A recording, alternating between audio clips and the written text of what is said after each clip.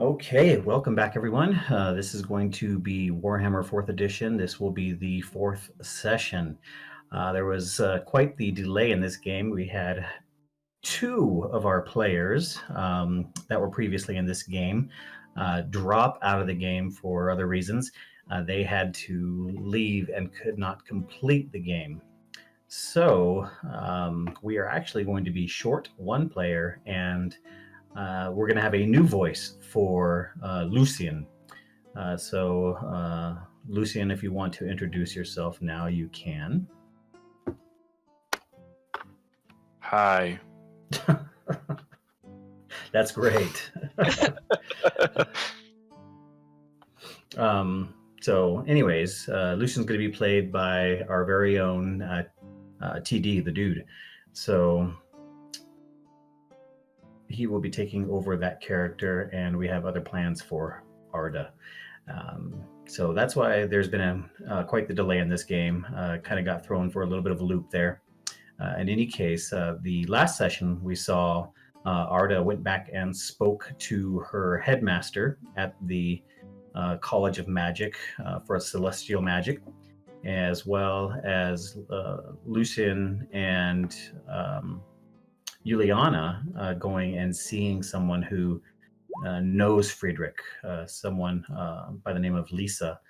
She works at a brothel here in Altdorf, and they spoke to her and got information about why Friedrich left and what he was looking for. And then on the way back from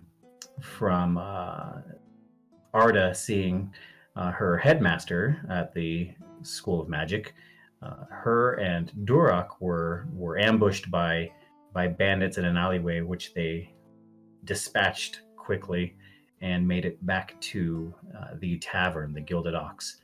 And it was there that they all decided that they were going to go ahead and head off to Mordheim in search of Friedrich, the noble's missing son. So unless there was anything else, I don't think there was anything else you guys wanted to do at the end of that night, correct? You kind of made your decisions and went to bed. Yeah, just because the markets were closed. Yeah, okay. Okay, so you guys, it's the following day, and the sun has come up, and you're in your rooms preparing, getting ready.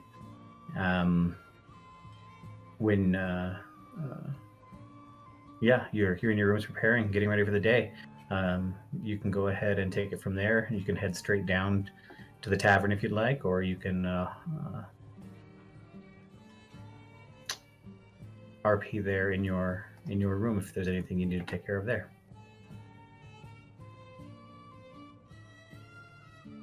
So when Juliana wakes up, she makes her way to one of the seats in the room, taking out some of her hygiene kits, taking out her comb, brushing her hair up for the day, looking over to Lucian, probably sleeping in, and gets ready as quietly as she can before walking over to him and nudging him with her hand very roughly.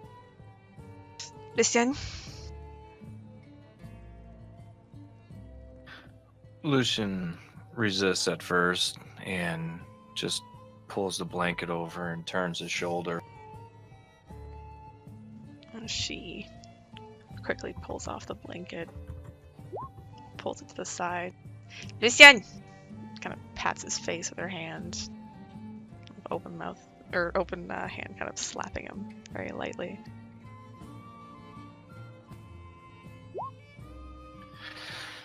My dear, you are absolutely... Never mind. Ah, well, I'm glad you're awake. And get dressed. We have a long but quick day ahead of us. Lucian will remain laying in the bed for the time being, and he stretches and arches his back, closes his eyes harder. Are you sure we have to go, my pet? Juliana nods. She goes over to her pack, making sure it's all secured, all packed up. She grabs his and goes over to the bed and drops it on him. Yes, I am very sure.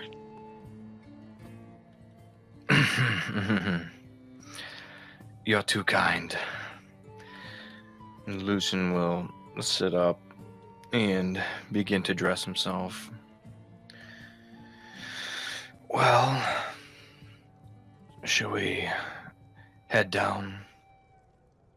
Yes, as long as you are adequately prepared, I believe that Arda and Lorak just want to go to the marketplace. I know I have a few things to pick up while we are there, and then we can head back to, well, for you, head back to Mordheim. She gives him a bit of a thoughtful look at the mention of that.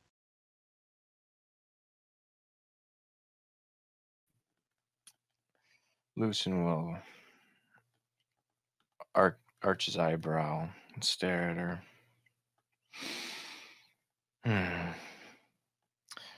Perhaps you know me too well. And I hope to know you well enough. We've been traveling for a while and known each other before that for quite a time. I don't think I'd be here with you if I barely knew you at all. Yes, well, let's be on then. Juliana nods, putting on her pack and heading downstairs into the downstairs tavern.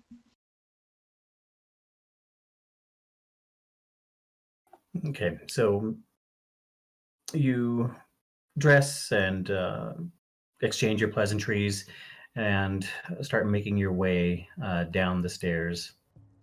And you walk down the same creaking steps that you've kind of been walking down the last couple of nights, up and down the last couple of nights as you make your way down there. You get down there and you see Durak, who is already at a table with an ale in hand, with his big meaty paw just kind of gripping the tankard, and the barkeep, the same dwarf who was there the day before and the day before that, still working. Juliana, when you come down the stairs and look across and see the barkeep, you see him raise his hand towards you and wave you over. Juliana looks a bit confused. Looks back to Lucien. Maybe Arda's asleep? And she makes her way over towards the barkeep. You walk your way over to the barkeep, and the old dwarf with the wrinkled face looks at you, and he reaches under the bar and comes back up, and he has a letter or a sealed envelope in his hand, and he sets it down on the bar and just kind of pushes it across the bar towards you. The little one, the lady, she said to give this to you. Oh, she... Yeah, your friend, the one with the red hair. And then he looks over at Dora. Not that one, the other one. Oh. Juliana takes it, opening it, and she moves over towards Duroc and kind of pulls Lucian over too, so she can read out loud to the two of them. And she'll scan over the note. And she kind of gives it a look over before reading it out loud to the other two. It says, Juliana, I guess the best way to do this is just to tell you. I've decided to stay in Altdorf. The whole reason I originally left the college was to gain real-life experience that I could use in my studies. Well, my time spent with you, Lucian, and Doc is fruitful in that endeavor. I did not intentionally plan to stay long. I was going to go to Mordheim with you and help find that young man. But Professor Elwich, his words keep ringing in my ears. Come back. He's right, Juliana. I don't belong out there. My place is here in the city. Please don't come looking for me. You will never find the entrance. Dorak will never be able to find it again, not without my assistance anyhow. I want to thank you all for how you've helped me to grow in the past year. Traveling with the three of you has been an experience that I shall carry with me always. Take care of each other. Please be careful in Mordheim. I have heard a strange and horrible place now, and that nothing of its past grandeur remains. Yours in spirit, Arthur. Well, it looks like that she has decided to stay here. Abandon the cause and the money. Good riddance. One less Wazzik to deal with. It is disappointing. I mean, she was useful enough, especially against dogs. Can't trust bloody witches. Better off staying here than coming with us. True. I will miss her crazy ways, though. I'm not. No, regardless, she's gone, and we must press on.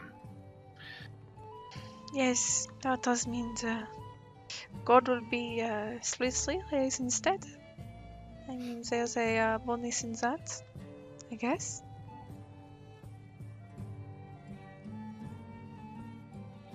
As you're all talking, the barkeep makes his way around the bar and walks over to your table.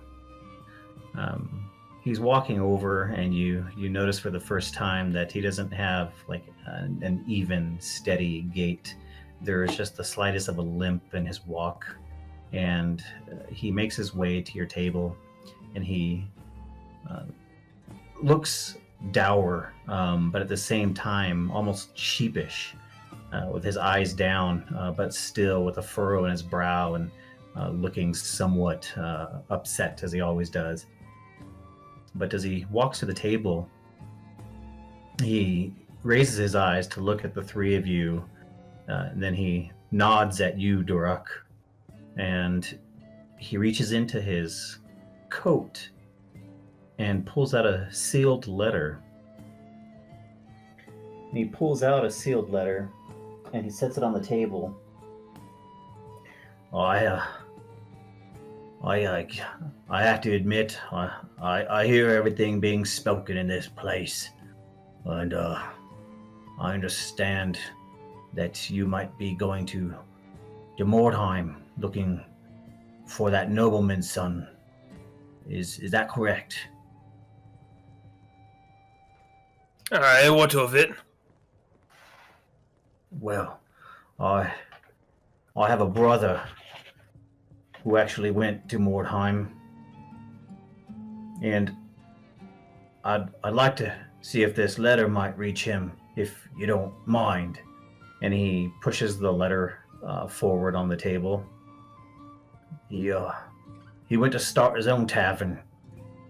He's been there for several months now. I haven't heard word of him. I know he's busy. I just want him to know that I'm still thinking of him, and well, I just want this letter to reach him if it can.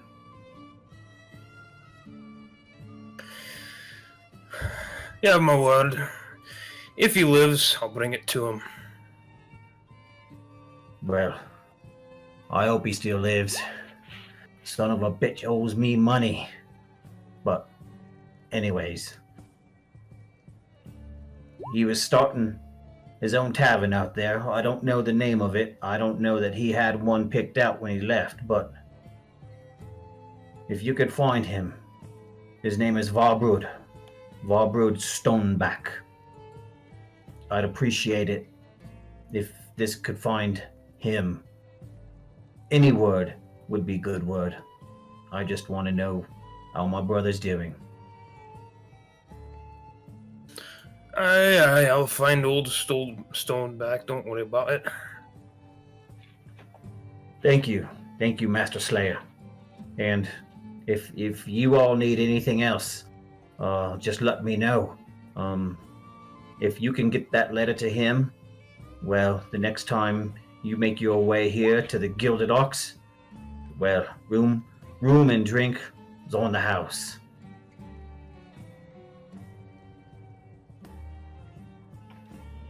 And thank you very much for that offer. Dorak will make sure to get that letter to your brother. Yes, thank you all. And he kind of wrings his hands just a little bit as he turns around and walks away with that little limp.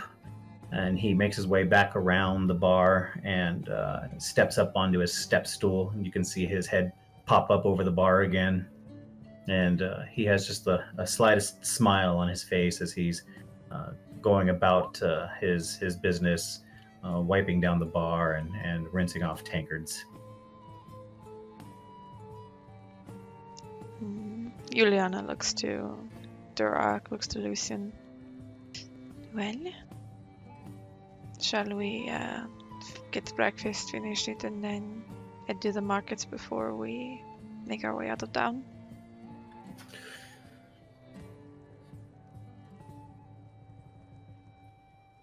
It appears as though the dwarf has already begun his breakfast. That's true. On my second plate, you two wasn't spending the whole morning sleeping in. Well, we had a very accomplished night. Engaged in disgusting trivialities, no doubt. Takes a long drink from his ale. Lucian sort of wipes his nose. Jealous? Not hardly. Neither are you my type. Not beardy enough. Not plump enough neither. Too frail. Juliana just laughs. Well, maybe next time I will attempt to grow a beard and eat more. And she'll take a seat across from Durak. Lucian looks at her. Please don't. Oh, well, not that I have it into my mind. There's no stopping me. Please do. I'd love to see the manling's face when you come down there weighing 300 pounds. Well, if only we were so lucky to have that opportunity. And Juliana will flag down someone to get food. And that's easy enough. You do, and they bring you the standard breakfast: some bread, a couple of quail eggs, some grain in a mush kind of thing, and some hot tea.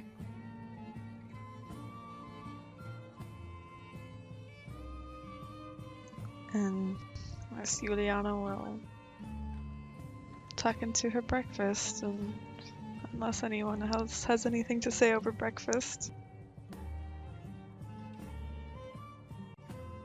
So you guys are eating your food, contemplating your day ahead, what it is you're going to be doing. what the next step is. And it's while you're doing this that the door to the tavern gets thrown open and someone familiar comes running in. And she comes in and immediately just starts looking around the room. And Juliana will stand up and motion Miss Lisa to come over. Why are you here?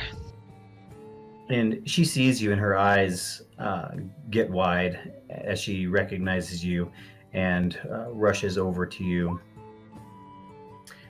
Yes, I wanted to catch you before you left for whatever activities you had planned for the day. I know you said you were going to go find Friedrich and that you might be leaving soon. I just wanted to make sure that I found you before you left.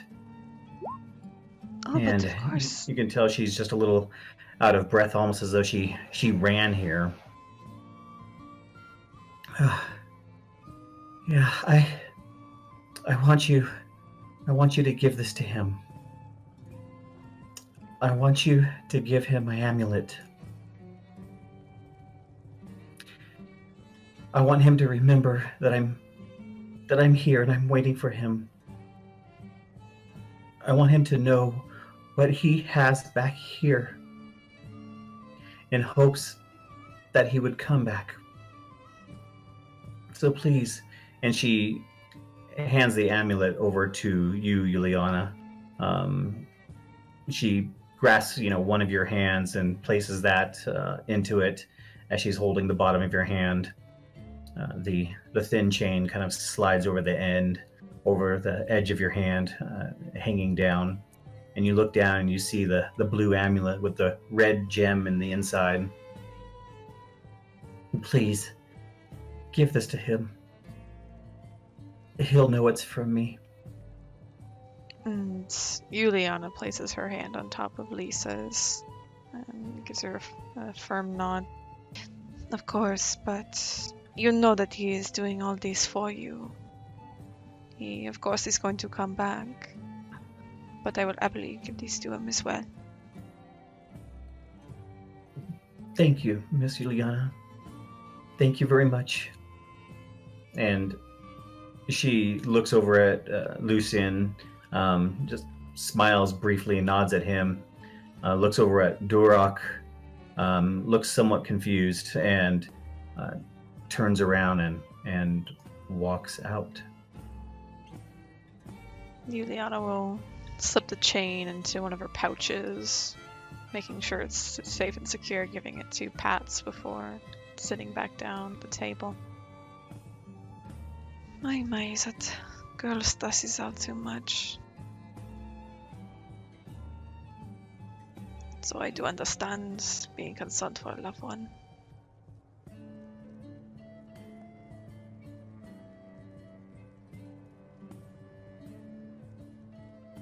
And Juliana will look over to Lucien. And look over to Duroc. Do you think we can do this? I'm not worried about it, to be fair, womanling. I'm looking to die. Oh. Well, you can't die until you deliver that letter, no? I suppose not. That's true, so don't be so hasty to throw yourself to the wolves. Oh, throw myself to any pack of wolves, not as if they could kill me. That's true. We can just drown them.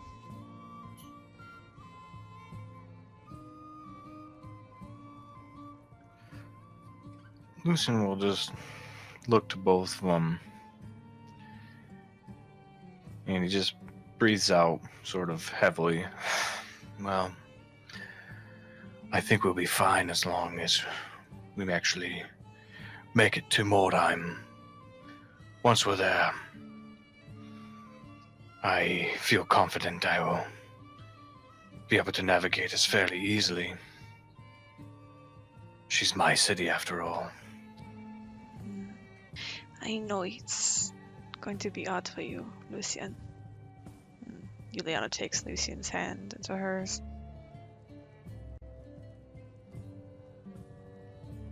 Yes, well. Let's just finish up and get back on the road. Of course, of course.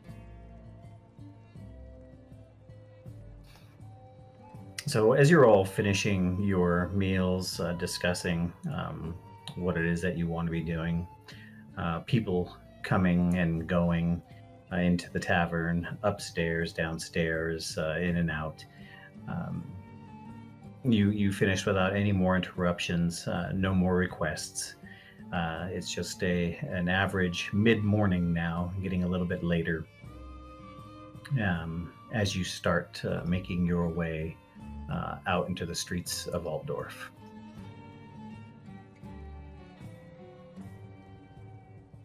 And you make your way out into the streets of Altdorf.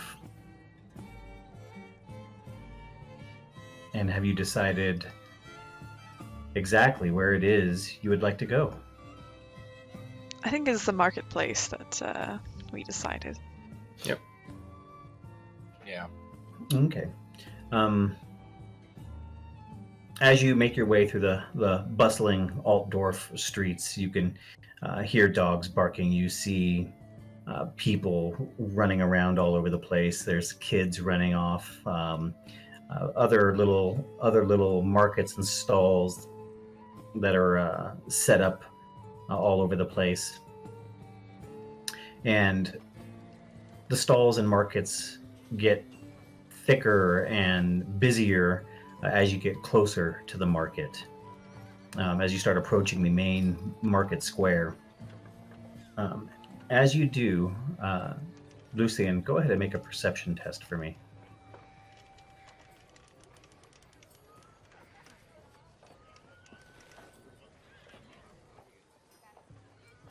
Just looking for it. Oh, that's right. You're probably not really familiar with these sheets. I think they're in alphabetical order. No, it is. I was looking through my macros. Or my token macro. Yeah. It should be in the Yeah, second line. They should be alphabetical there too. Does he get the plus 20? Because it's just a normal check? Yes. So he did succeed. So, It's actually 29. yeah. As you, Lucian, as you are making your, you are noticing certain looks and stares coming from people. It feels almost purposeful that you were being stared at and watched as you make your way to the market.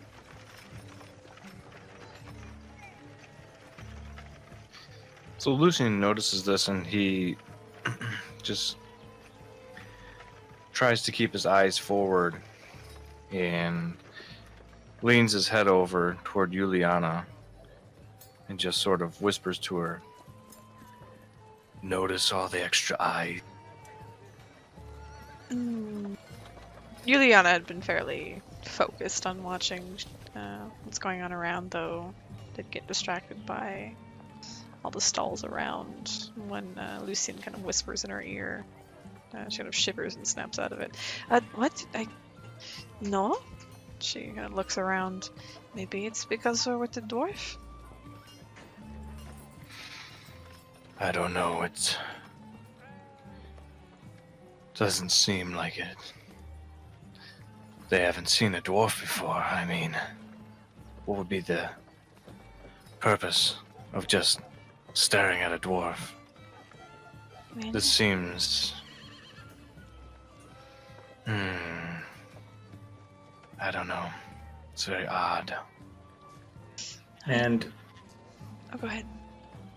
And Duroc, I mean, half-heartedly listening to this conversation, you're kind of just rolling your eyes because you know it's not the fact that they're just staring at a dwarf. This is Altdorf. There are dwarves everywhere. This isn't the first time anyone has seen a dwarf I mean, hell, the barkeep at the tavern you're staying in is a dwarf. So you roll your eyes at this discussion about people staring possibly because they're in the company of a dwarf as you go about looking at axes. It's not because I'm a dwarf, manlings. It's probably because I'm a slayer. Well, that is what I was getting to.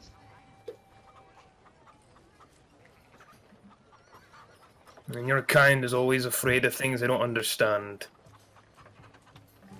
Well, let's keep an eye on things. Don't want a repeat of what happened last night. Bah, bugger. Still, it's best to keep in good health as we travel. As long as your bloody city leaves me alone, I should be in good health, and so should all the rest of them. Well, this is not my city. So as you have this conversation and walk along the cobbled streets, you finally make your way to the main marketplace.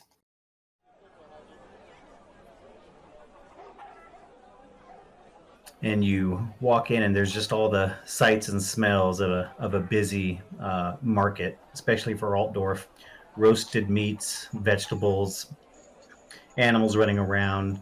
You can hear chickens clucking, hens, clucking, horses, cows. There's just everything you could imagine in a marketplace like this. You can see in this area.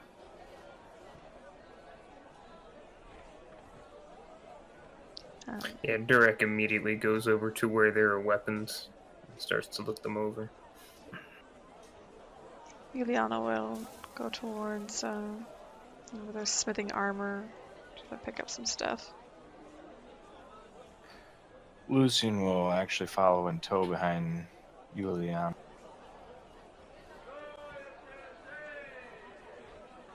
So you guys make your way through, and Durak, you were looking for weapons. You find a man who is standing out there, and let me pull him out here for you.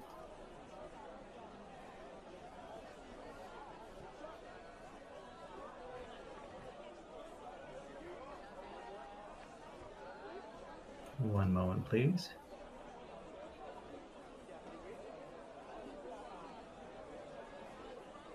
I thought I had him prepared already, and I don't. I apologize.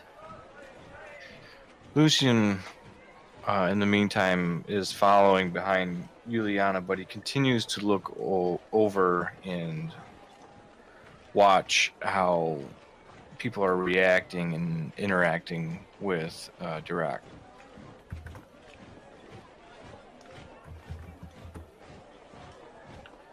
I feel this will be an interesting experiment, I think. What do you mean? Just to see if the eyes are on us or on you? Exactly. I want to see if they're truly interested in the dwarf or if it's us. That does make sense.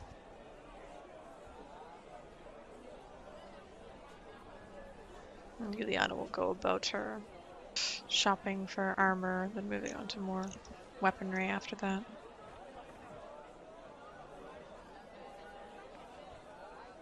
Okay.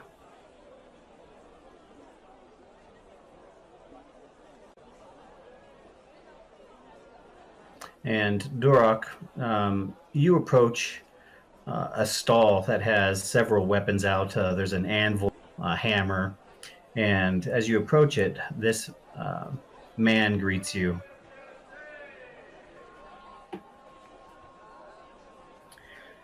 And he turns around. He's somewhat startled at first by the red mohawk and the red beard, the tattoos. A slayer. Yes, yes, Master Slayer, Dwarf, sir. How can I help you? I'm here to look at your weapons. Show me your axes, one-handed. Yes, Master Slayer. And he kind of pulls back a little curtain area that has some of his uh, quote unquote better blades. I think you will like these ones here. And he shows you several different axes, one-handed axes, and these ones here. He points to ones on the left are just a little bit of a better quality. Um, if that would help you. How is it better quality? Well, the craftsmanship, of course.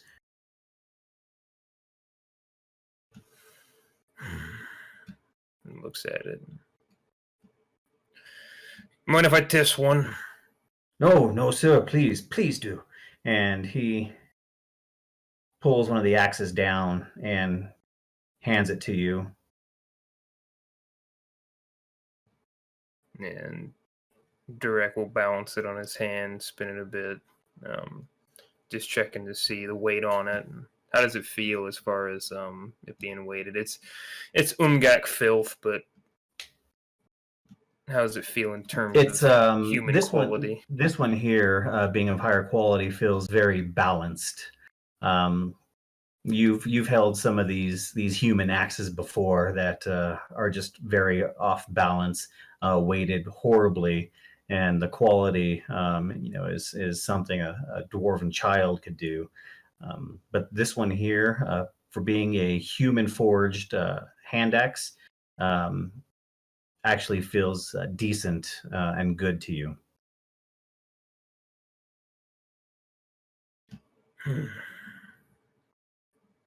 It's not bad for what? It's not bad. All right. How much? For the quality of this one, it would be 2 gold coins, Master Slayer.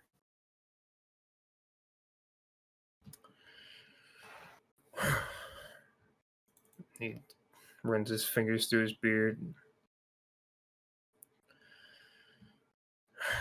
I'll pay you 4 for 2 of them. Yes, yes, sir. And he goes to a locked chest, and he fumbles for a key around his neck, and he clinks the key around as he's digging into the chest, and he pulls part of it out.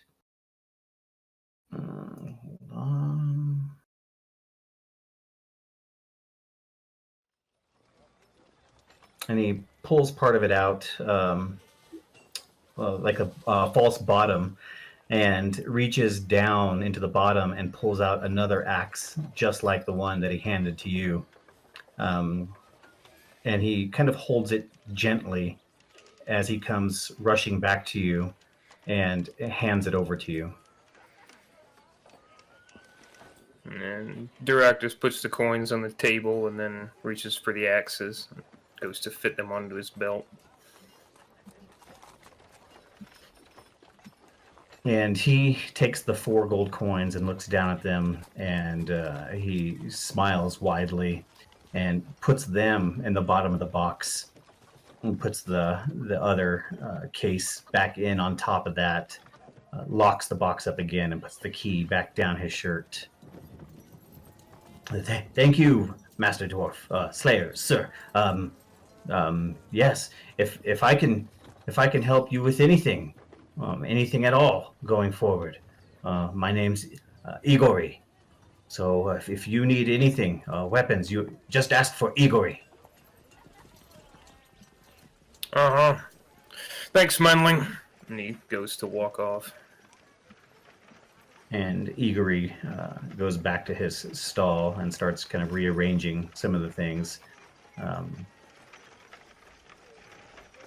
that he's got an empty spot in his lineup.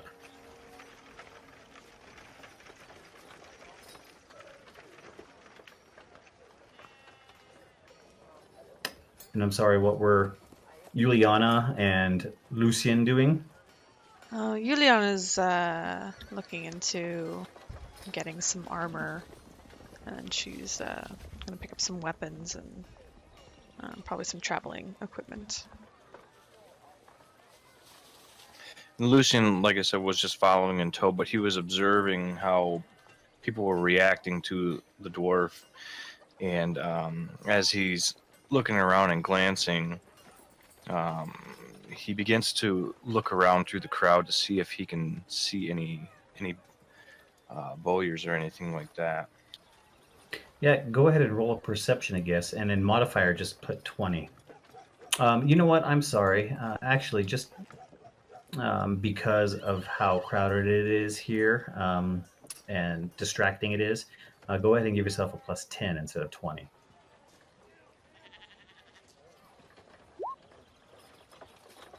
Okay, you look around and you do notice a man looking at you. And as you glance at him, he quickly looks down at the ground and turns his head to look at something blankly, in one of the stalls he's standing by. Lucian will kind of stare at him appraisingly for a moment, and then he looks away and he nudges Juliana and just nods over to the guy. See that guy over there? Juliana had been looking over some wares, and she kind of stands upright, looks towards where Lucian's gesturing. Bobbing her head through the crowd a bit. Yes, is it that one? I don't want to physically point him out, but right over there by that stall, he's been watching me, or you, but he and I made eye contact. Well, if it's the same as before with other people who are watching us specifically, having him look at us, there's not really much we can do at the moment, so I would suggest to keep our purses close, just in case. I don't know if I'm quite as concerned about our purses as other things. Like what? What do you think they're here for?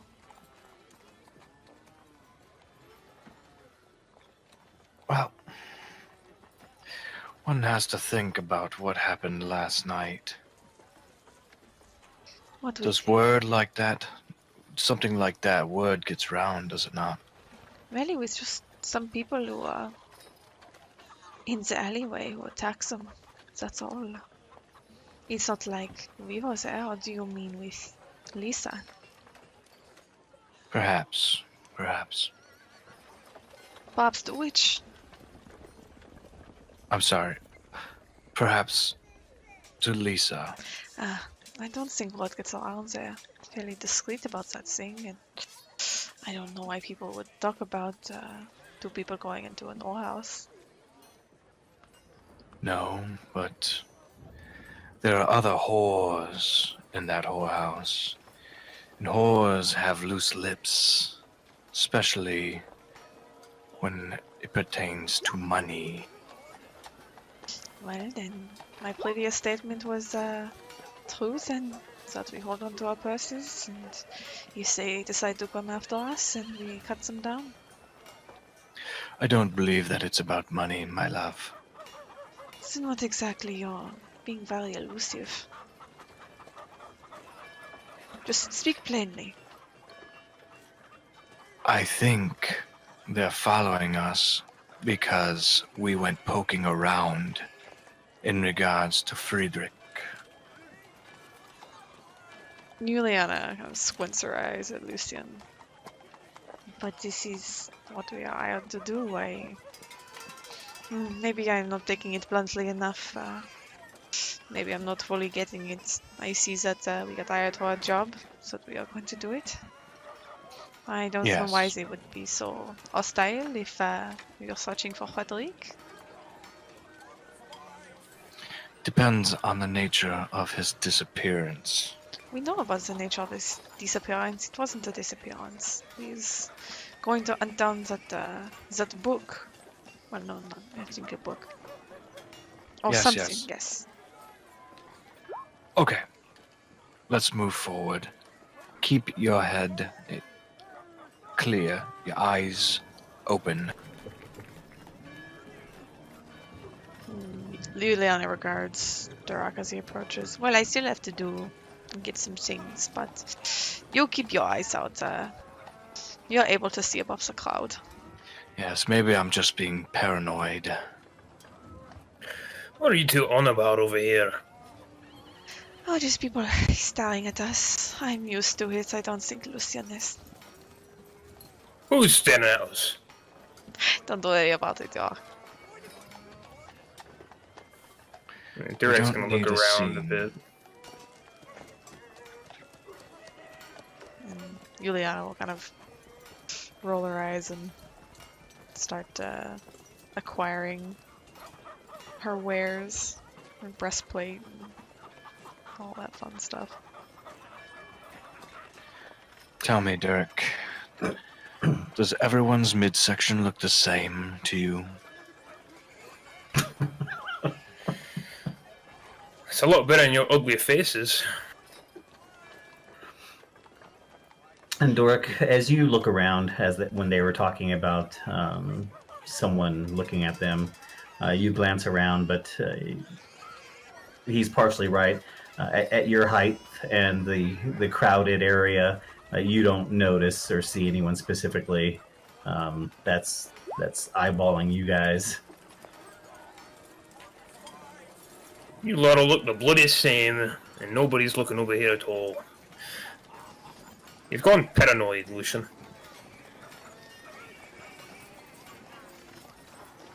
Perhaps.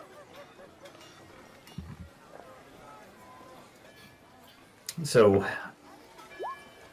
Juliana, you are asking about armor, some different things, and someone points you to a stall where you can find some of the best armor, and you make your way over there.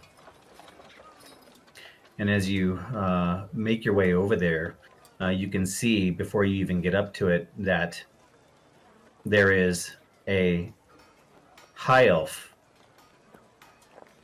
that's actually manning the stall. And he's tall, thin. He's approximately 6 feet and has long blonde hair, sharp features, fair-skinned, and these extremely piercing blue eyes as you approach his stall. Juliana walks up regarding the wares regarding the elf, giving him a deep nod.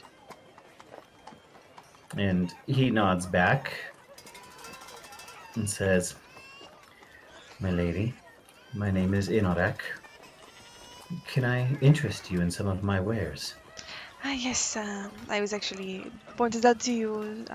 Apparently you have some of the finest wares in the marketplace for armor, and that is exactly what I am looking for.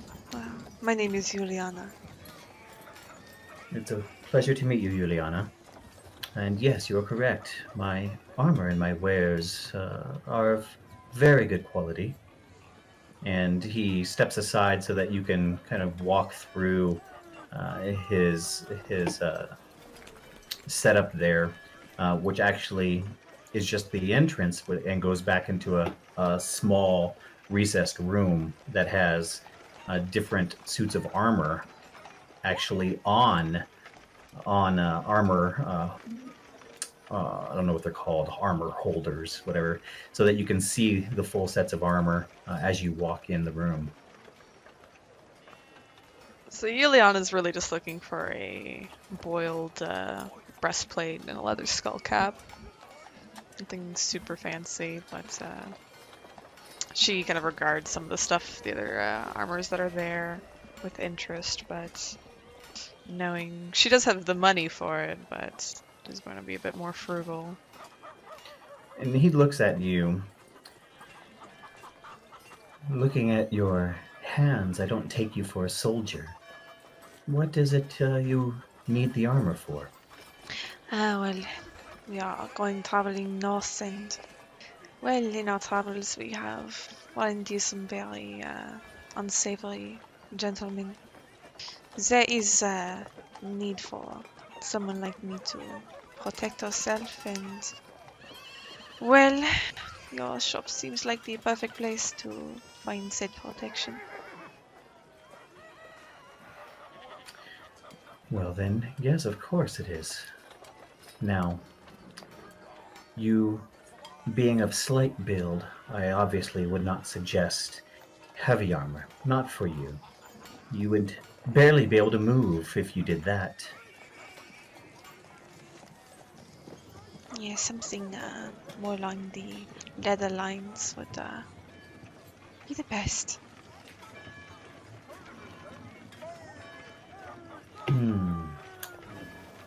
Let's see.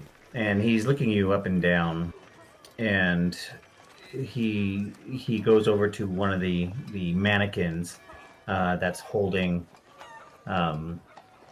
male armor. I think if you stuck with your leather armor and maybe covered your torso with the male shirt or the coat, that it would be better for you. That way it's still light, flexible, and gives you better protection for your most vital organs. So, She kind of points at the male. so you're saying to get the coat there and the coif? Is that it? The coat, the coif, the shirt, I think any of them would suit you. And she looks it over. She mentally calculates the money she has. And she'll look to the coat. Look to the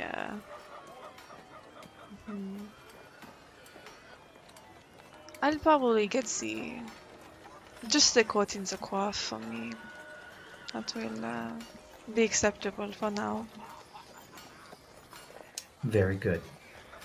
And he turns around to start pulling them off the mannequin or whatever it is they call it that the armor is sitting on.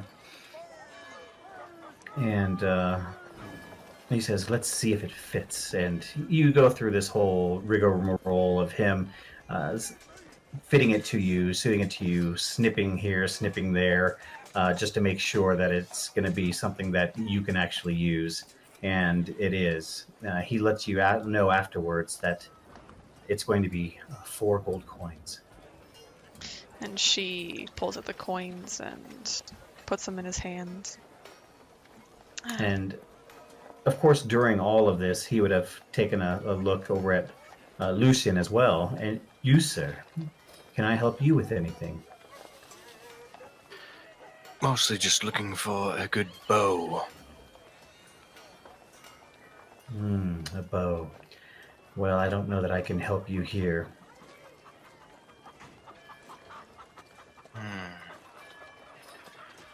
Well, perhaps you have something that I might be able to fashion to my arms, perhaps.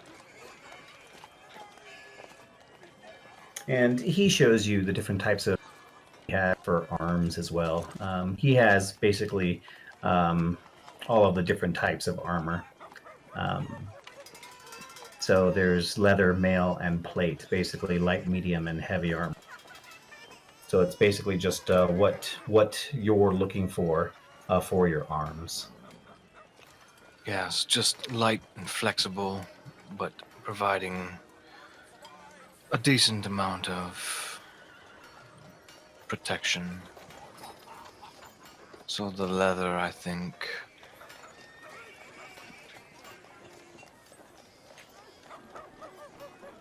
So the leather? You would like the leather? Yes, might I be able to look it over? Of course, of course. And he shows you to the leather, at the same time still attending to Juliana. He takes your 4 gold coins, Juliana, and he puts them in an ornate case that's sitting on a table, and places it behind a counter. And Lucian, as he's helping you with showing you the leather armor, seeing if something might fit, he notices the dagger you're carrying. And he looks at it, and then he looks at you curiously. And where, can I ask, did you receive that? And he's pointing to the dagger. What concern is it of yours? Well, it's obviously of high elf make. It's just odd that you are carrying it, is all. It's a question of curiosity.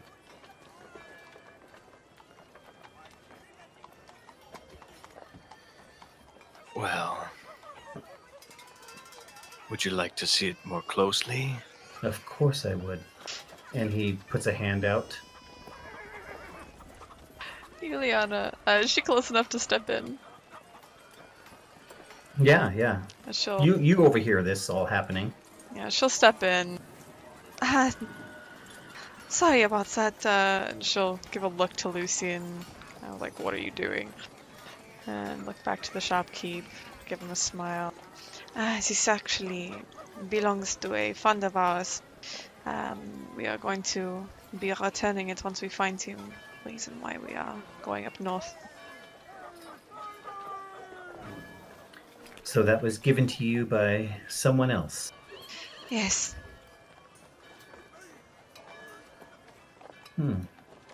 Very well.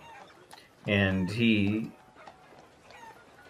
looks at you again, Lucian, and then he looks at you, Juliana.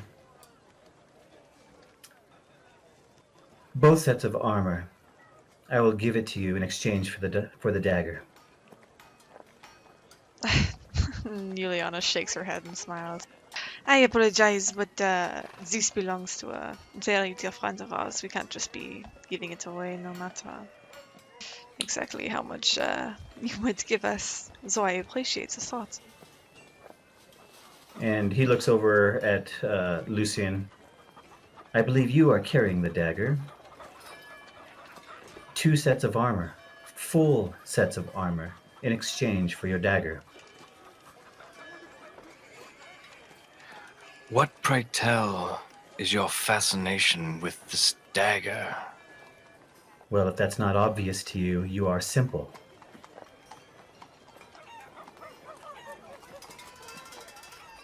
Mind your tongue, elf.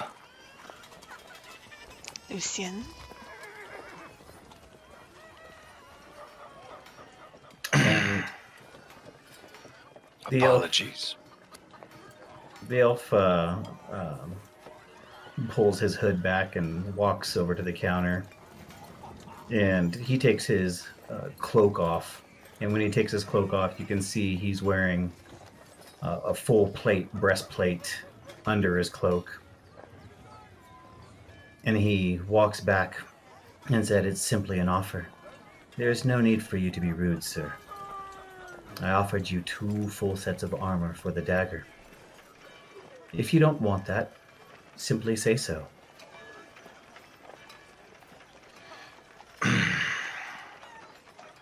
Apologies. My temper sometimes gets the better of me, but It's not for sale. It's not for trade.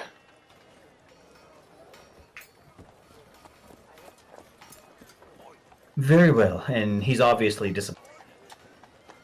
And he turns back around. We have already exchanged money, ma'am. You may leave with your armor. I'm sorry, sir, but I'm going to be closing up shop today. You'll need to find your armor somewhere else. And he politely puts his hand out as to show you the way out. Lucian curls his lip, spits on the floor. Just as well. It's getting a bit stuffy over here anyway. Juliana pulls Lucian out when she leaves. And you pull him out, and as you do, you see the high elf walk out and start gathering up his things that are out front, putting them in small crates and pulling them inside his shop as you start walking away.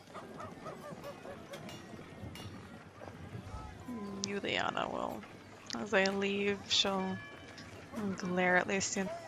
I understand that he is an elf, but I'd rather not get into a fight with an armor maker in the middle of his shop.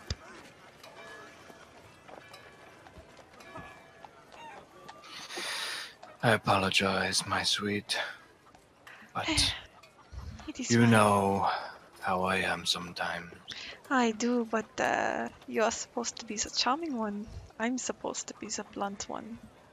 And she just smiles at him as she kind of looks out for somewhere that sells weaponry.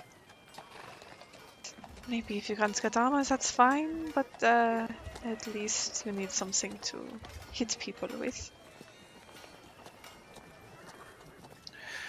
Indeed, too right you are.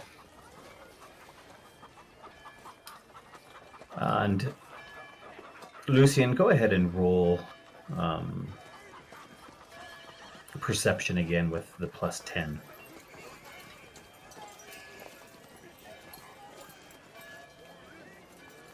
Okay, so you're going about looking for another place.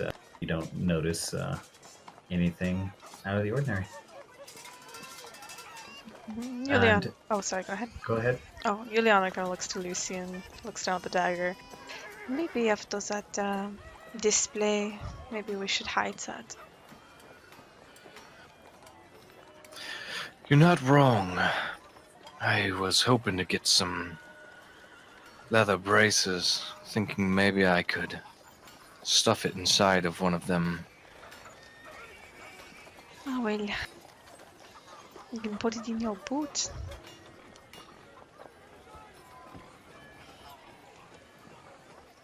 Yes, for now. That's not a terrible idea.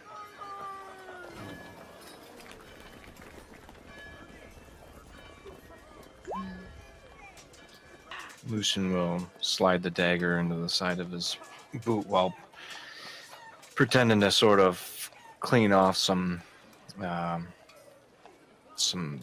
smattering of mud or something that globbed up on top.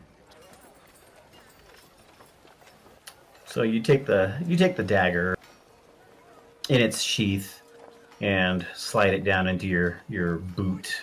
You have kind of this wide-rimmed riding boot, and it's easy enough to kind of just dump down in there.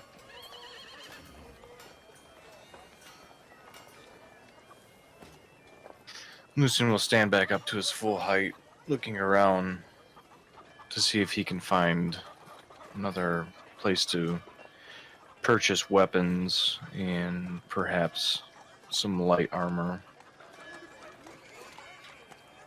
And as you go about the day, you are able to anything and everything that you guys need in the Altdorf markets.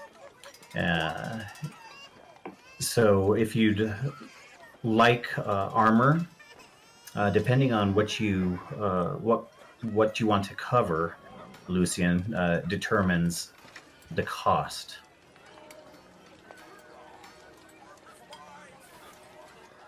Looking for something to cover his arms, just some regular bracers. On page 300 is armor. Yeah. And My if you're fault. It's okay. if you're just looking for leather bracers, that's going to be 12 silver that you'll end up spending to get those in your inventory. Okay, and then what about a bow?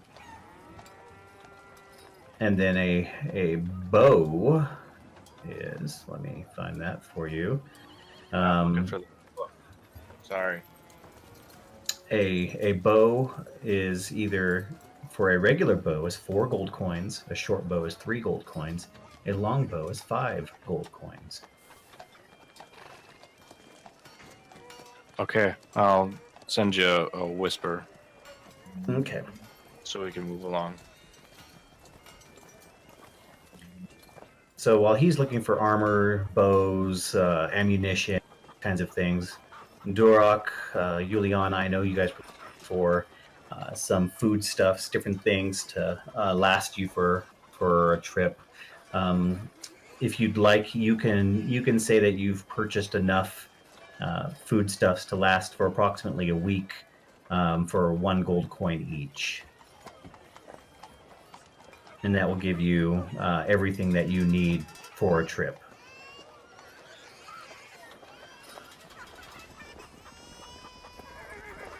Oh, unless you just like Duroc, unless you want to do it specifically like that, you can too.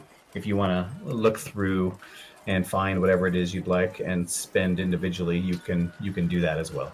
But Yeah, in any let's- case, yeah, Let's go ahead and get that and get some simple meals, cheeses, breads, things that keep on the road for longer than a day.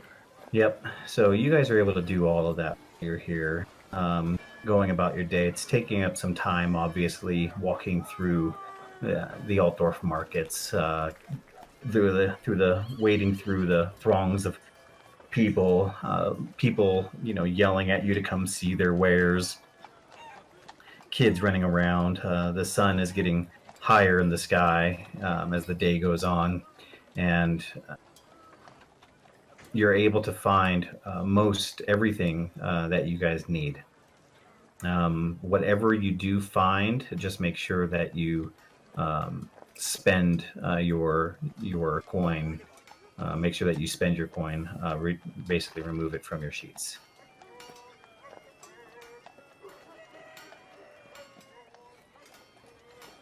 And as the day goes on and you do that, is there anything else that you guys are wanting to do while you're in the market?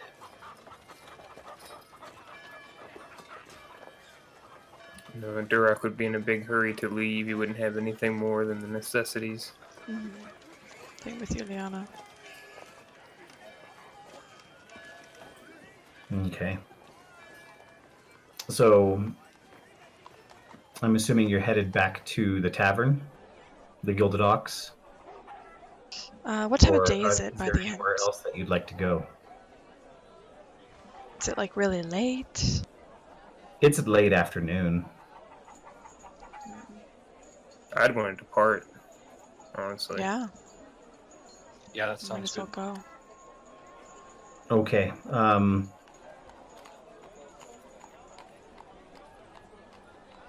So did you pack up everything that you guys have from the Gilded Ox and carry it with you to the market?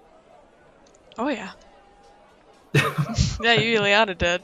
Yeah, pretty much. I travel light anyway, man. I got a backpack.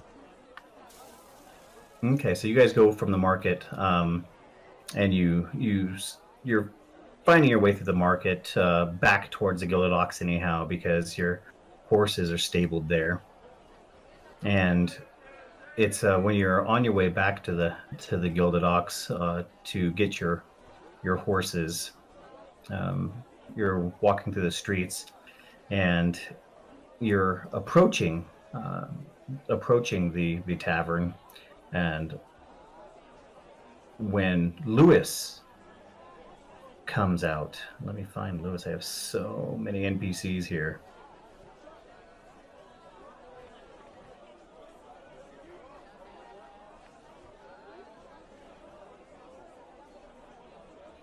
When Lewis comes out to find, sees you guys, I was like, oh, I was at the Gilded Ox, headed down to the market, looking for you. I was told that might be where you were at. Oh, well, what is the problem, Lucien? Did you want to see us off? Well, I thought we had to set up arrangement trip. Well, yeah. I mean, do you know how you're going to get there? And she looks over to Lucien.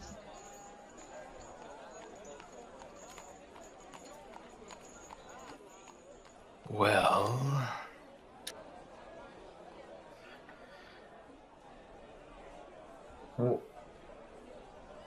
Well, have you given this any thought at all?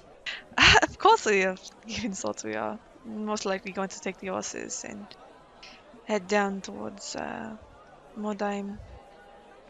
We know the general location of Frederick, so You're going to take the horses and ride to Mordheim. Are you mad? Are all of you mad? And he's just looking at all of you, a little bewildered. then at least ride part of the way. Not going to walk the whole place. Oh, my dear, do you know what's going on out there? And he looks just, down the alley. Do you know what's going on outside this city? Do you know what's going on out in that countryside? I mean, there are war bands everywhere. It's a battle out there. The roads just aren't safe. Well, do we travel with the entire god complement? I'm sorry, what did you say? A god compliment? Yes. I guess I don't quite understand that. Mm, Travel with armed men, manling. Guards, warriors, or what passes for warriors among your kind anyway. what's left of them? Well, that's just the problem. There aren't very many warriors left. They've all gone off to fight. Everyone's fighting for that throne. I mean, hear me out. Hear me out. It might take just a little bit longer, but it will be much safer for you to go by the river. I mean, the way those roads are, you can go if you'd like, but I'd really like you to get there in one piece and find the Master's son.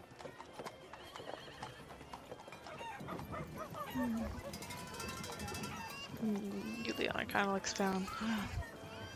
I haven't been faster than this. I've read about what's been happening, but didn't think it was that bad. Forgive me, if I sheltered life. The river, you say, is the good way to go? Well, I mean, it's hard for highwaymen to rob you on the river. It's hard for roving war bands to, stop a boat out in the middle of the river. It's harder for a bear to get you when you're out on the river. The roads are just so dangerous right now. I can't with good conscience let you take the roads. I mean, I can't stop you, but I would suggest that you go by the river. And Lucian, you would know that the river running, across Altdorf, turns right into the Reich River, which cuts right through Mordheim. The river goes straight to Mordheim.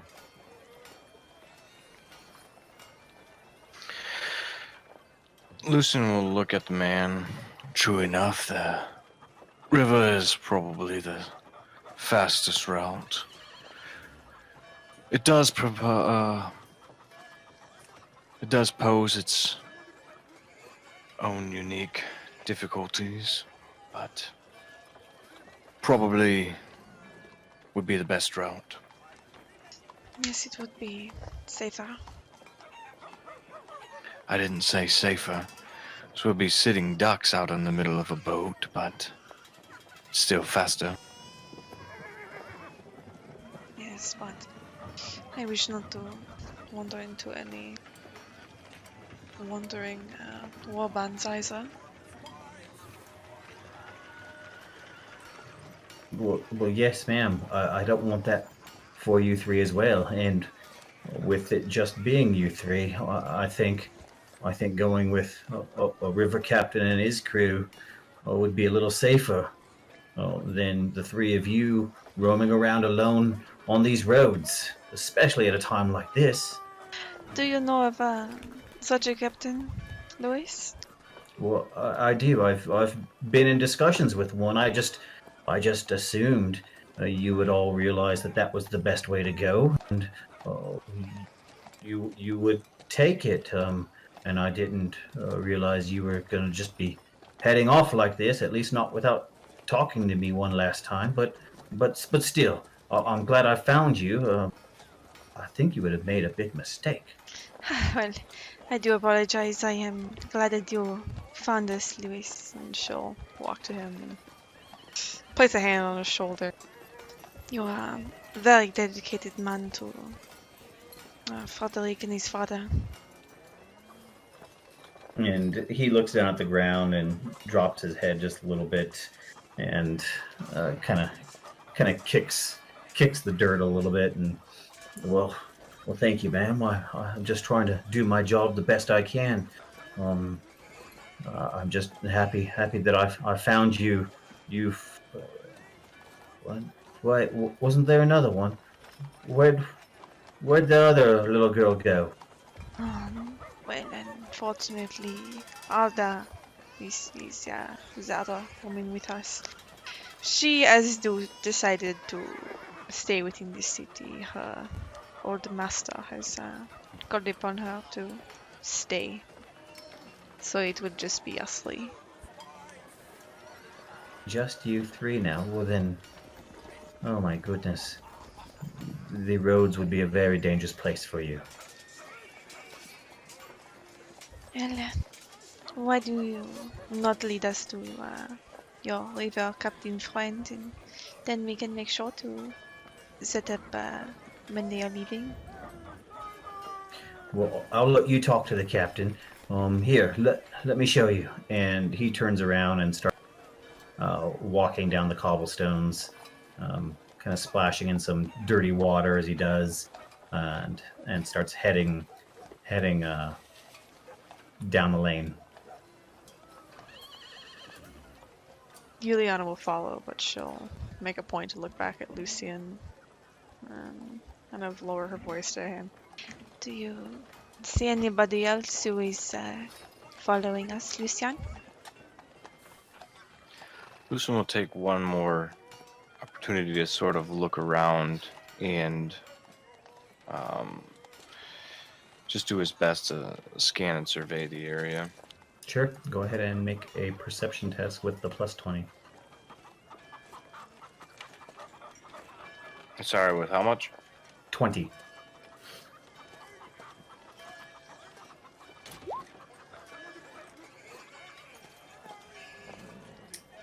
So you look around and you're kind of in a narrow alleyway. You don't see anyone. There's no one else standing in this alley with you, so obviously you don't see anyone who might be following you or watching you. I don't see anything currently. What about you, Doc? I know it's hard to see from your position. Nothing to see. Bunch of stupid manlings walking around. Oh, Lewis turns to the three of you. Keep up, come on. of course. Apologies, Louise. And she'll jog a little bit to keep up. Lucian, as they begin to move on, Lucian will give the dwarf sort of a jesting rib and just look down at him. Always the pleasant disposition. I'm surprised you and the lass can have conversations when you're breathing piss and shite in the whole time in town. Well, I feel like you'd get the first sniff. Oh, I suppose you're just used to it.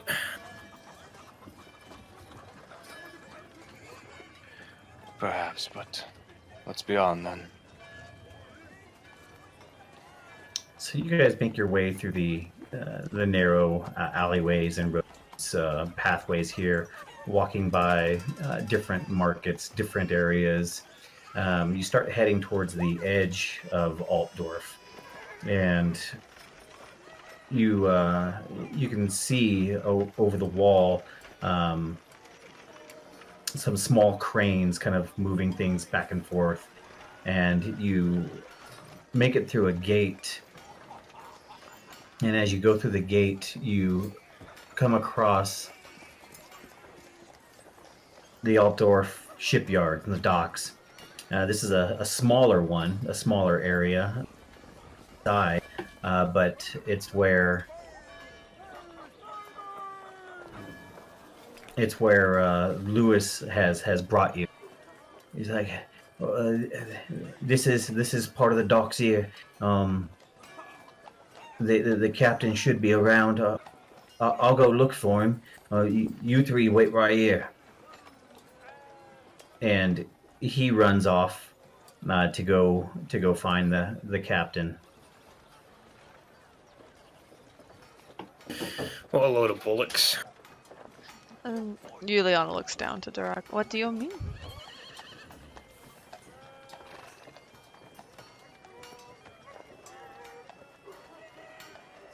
Doc? Sorry, 1 second. That's okay.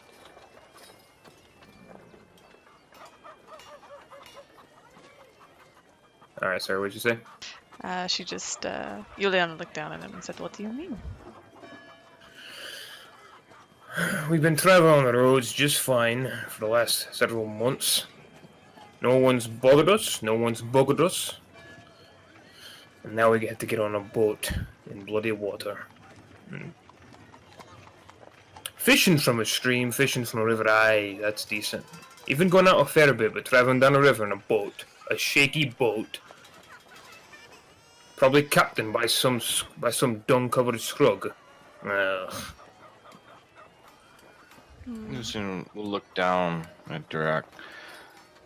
What's the matter, dwarf? You don't have your sea legs? I was a fisher dwarf manling. I like the water for getting fish out of. Got no reason to travel on it.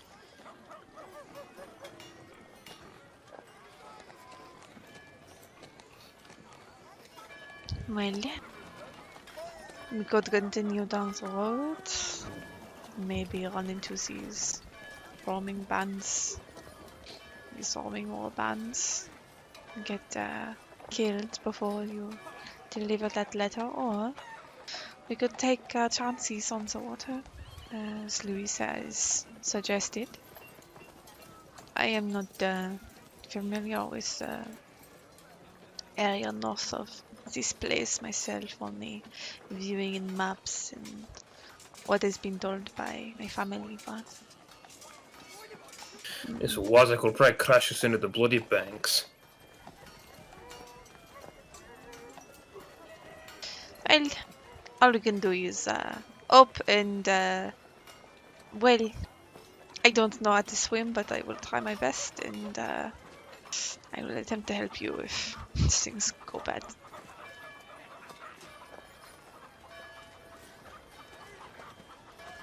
And as you're talking, you see Lewis coming back from down this way here. He's coming around the corner, and he has someone with him.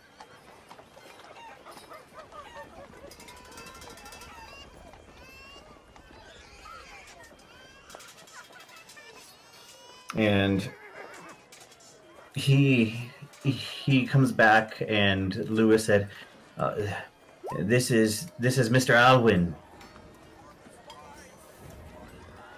Mr. Alwyn, he's got the boat. He's got the boat I was telling you about. He's agreed to go ahead and take you. You three now. He said he's got room for you, and he's headed to off some wares there. And since he's going, and you need to get there, he's accepted our offer to go ahead and take you on as passengers." And Alwyn, who's in full leather gear, looks at you and nods. I'm the second mate of the Oak Dagger. She's a sturdy ship. We would be glad to help you. Well, thank you very much. I'm Juliana, and these are my compatriots, Lucian and Doc. And he looks over at Lucian and Dorak, and as he looks at you, Dorak, he raises an eyebrow. Yes, Lewis did say there was a slayer in your group. I have to admit, that probably helped me make up my mind to take you on as passengers. Having a slayer is no small thing, especially when you're traveling down the right to Mordheim. Have you run into anything dangerous on the waters as you travel, and how often do you usually make that passage? Well, this will be the 5th time we've made it. We've gone almost every month for the last 6 months, taking supplies up there, bringing some things back. It's a little bit of a boom town up there ever since the comet hit. There's a lot of people looking to get rich quick. I don't know how much you know about Mordheim, but a lot of adventurers, a lot of treasure hunters, all rushing there.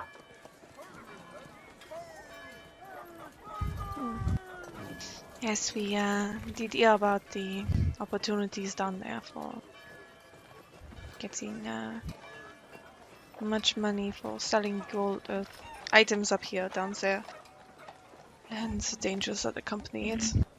We are honored that you would agree to have us on your ship, even though it is because of our friend here. Yes, well, it's not my ship. Like I said, I'm the second mate. But the captain, he will be glad to see you. Oh, well, thank you anyway for being the one to contact to us. And she'll look over at Lucian and Dorak. Do either of you have any questions for the gentleman? Lucian will look at him, and he just clears his throat. And are there other boats that make their way up and down this river rather recently? Recently? Well, yes. So we just got back more than 2 weeks ago ourselves, very recently.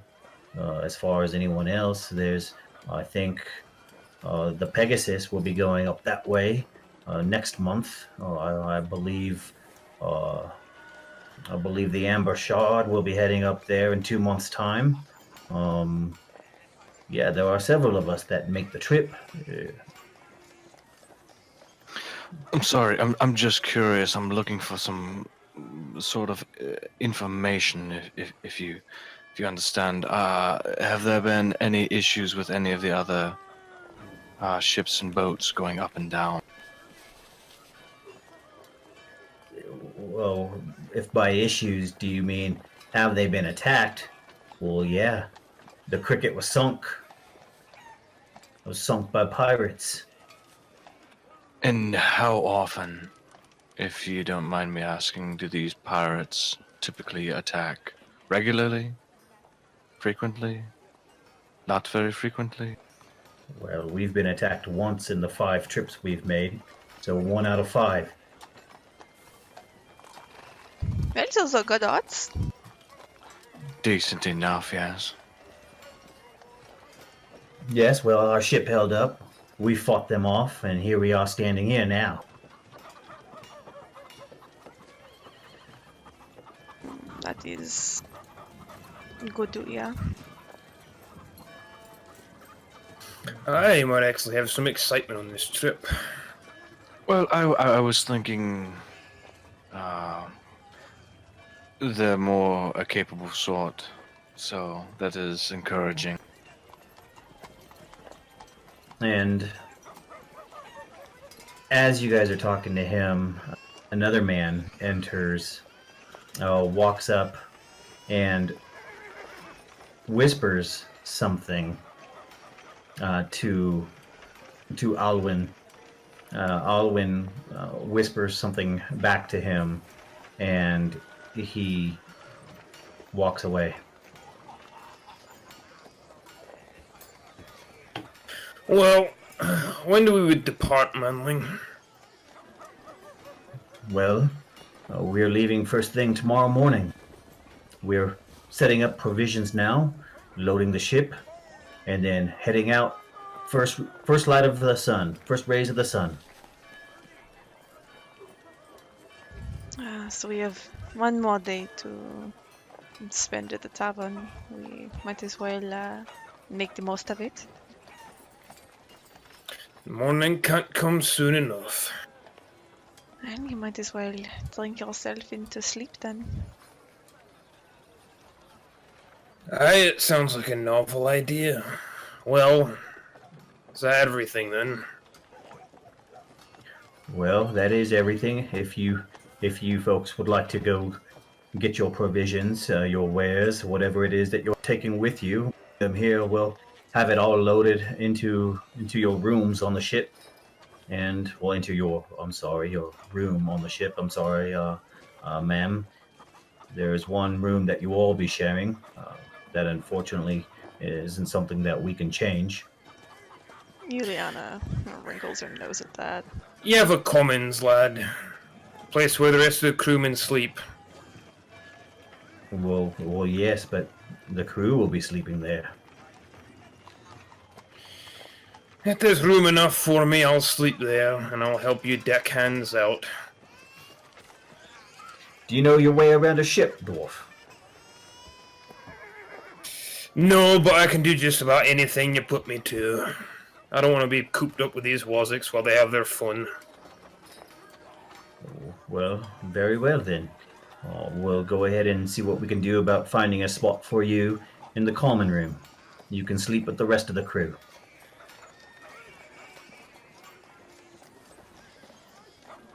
And Lewis looks at the three of you.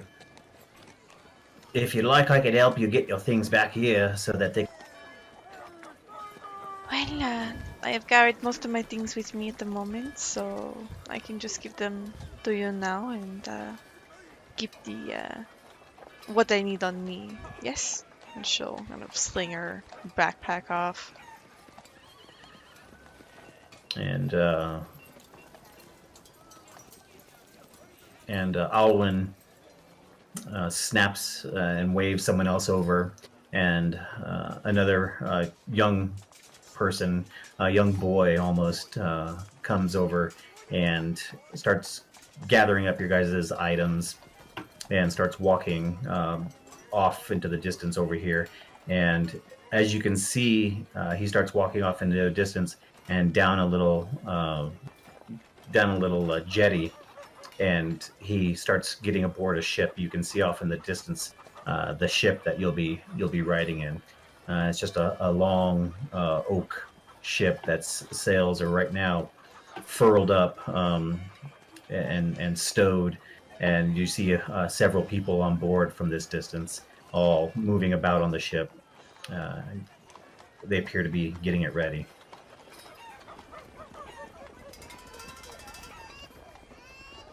Juliana looks to Durak and Lucian. Well, if you feel like dropping your things off with these men here, I'm going to make my way back to the tavern. I think I'll keep mine just in case. It is fine. I keep the my armor and my sword with me, but otherwise, all these small things, the baubles can go with them. I'll keep my own things. Your axes. My pants and my pouch.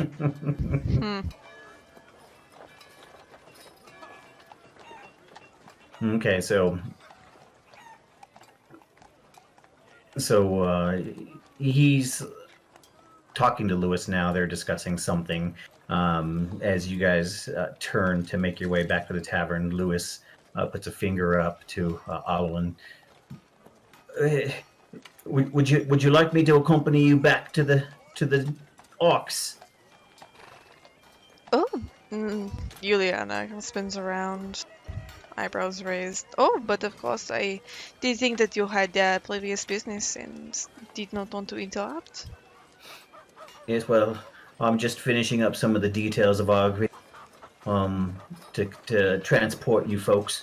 But I think we're squared away now. So if I could join you back at the Ox, then we could finish hammering out some of the finer details.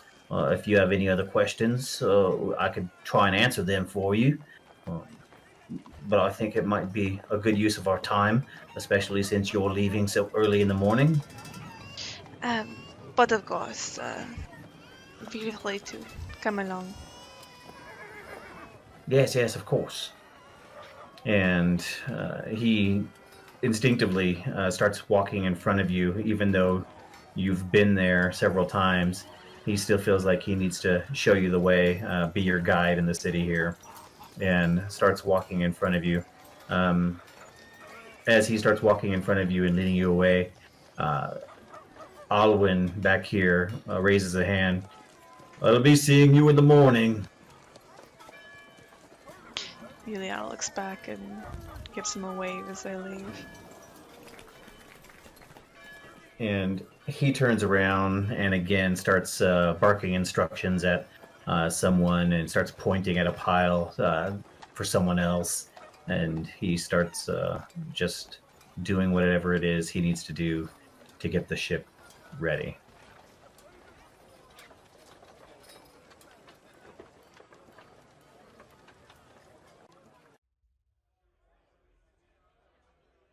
And you guys all come walking into the Gilded Ox. And as you come walking in there, you see the barkeep, and he immediately starts pointing at you guys. And he says, "There they are." And as he's pointing at you and saying, "There they are," you see a large, robust man in fine clothing turn and look at all of you as you walk in the door.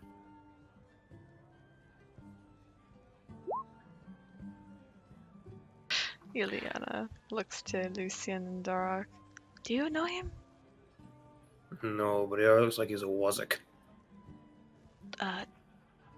Sure. And he starts making his way towards you guys, and you can hear boards creak as he walks over them with all of his weight. And he has a fur cape around his neck, around his shoulders. You can see jewels hanging off of him, and he walks up to you guys as you're walking in the door, and says, "Hello, I'm William Krell. I own several of the markets down in the square. I was hoping to talk to you." Oh, but of course. What exactly do you need to talk about? It is lovely to meet you, of course. I am Juliana Vask. Well, let's go ahead and have a seat at one of these tables. We can discuss business. And he puts an arm out towards an empty table. Juliana makes her way to one of the seats, sitting down, clasping her hands in front of her. I don't understand what kind of business that we have. And as you all go sit around, he pulls out one of the benches and pulls it all the way out and kind of slides in, sits down. The bench groans just a little bit as he sits down and places his hands on the table and looks across at all of you. Word travels fast around here. I understand you are going to Mordheim. Is that correct? Yes, it is. Do you have some sort of mercantile interest in Mordheim? My mercantile interests are already taken care of. I've got shipments heading up to Mordheim all the time. Lots of people there wanting to buy products. My interest is more of what can be brought back from Mordheim. What do you know about the city? Well, we know it is destroyed because of the comet. There are some, it seems, opportunities cropping up now because of the destruction. Many goods to be bought and sold down there from outside people bringing it in. Much opportunity. Lots of Yeah. dangerous things to deal with. Not too. Yes, they're all dangerous things to deal with. And that's why these boat hands won't get off and go into the town. They unload their wares and then they make their way back. That's why I'm here, since you are going into the city. I figured if you're lucky enough to survive, you might be able to bring something back. And what exactly are you going to have us bring back? And he smiles. Little lady, I just want you to bring back some rocks. Not too difficult, is it? Just some rocks. Juliana cocks an eyebrow. You wouldn't be asking us this if they were just some rocks. Please, if you wish to enter into some sort of business deal, tell us exactly what you need, or else we will collect exactly that box. Well, I was going to get to the point. I was going to tell you exactly what rocks I was looking for. There are green rocks. They're part of the comet that destroyed the city. Broke up all over the place, everywhere. I'm looking to get some of these rocks brought back here. My understanding is some of them have very peculiar properties that make them very valuable. Well, it sounds like a profitable business to get into. So of course, That's what I'm getting into. If you can gather some of these stones, bring them back to me, I would make it very worth your while. Well, if you give us a figure, then maybe we can make a deal. Yes, well, I was thinking maybe 5 gold coin for every pound of the stuff you bring back. Lucian will scoff and he just holds up a hand. My friend, that's barely worth getting off the boat for. Well, whether that's worth getting off the boat for or not, I guess doesn't make too much of a difference because you're getting off the boat in any case, aren't you? Aye, but we're not carrying your bloody rocks back unless you put 10 gold for every pound.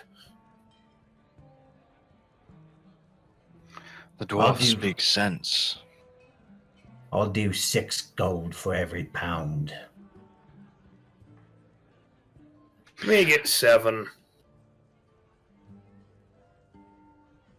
And go ahead and roll your haggle, Durak.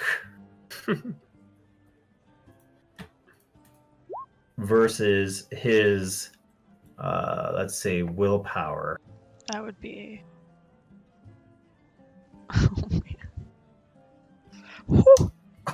Oh, What the fuck? It's pretty resolute. And he says, oh, wait, did you say make it 7? Yep. Yeah, he's like, yes, well, I think 6 is still a good number. Let's go ahead and stay there, why don't we? All right. Let's go ahead. We'll meet in the middle. Let's call it 9. And call us all square. And he raises an eyebrow and he, you others, like, is he joking? I'll tell you what I'll call it. I'll call it sleep, and I'll go get some. Have a good night peddling your schemes to someone else, booger. Hops up off the bench.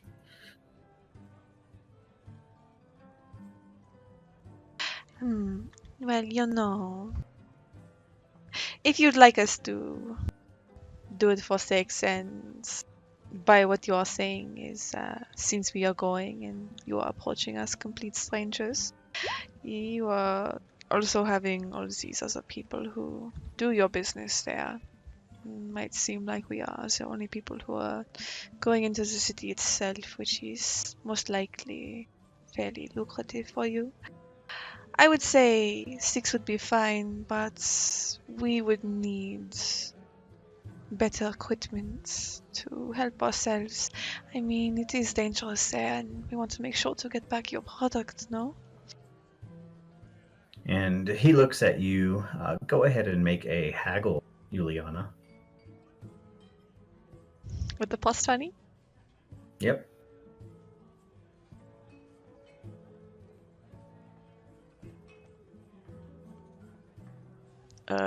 Can I re-roll that with the... Oh, what is it called? Fate? Is it fate or fortune that responds? They're both the same. One is permanent, the other one's temporary. So I it's whatever think the fate- temporary one is that replenishes. I think fate replenishes. Yep. Okay. Yeah, they should be down there somewhere. Under rules. Better. Okay. And you're gonna do that against his willpower. Mhm.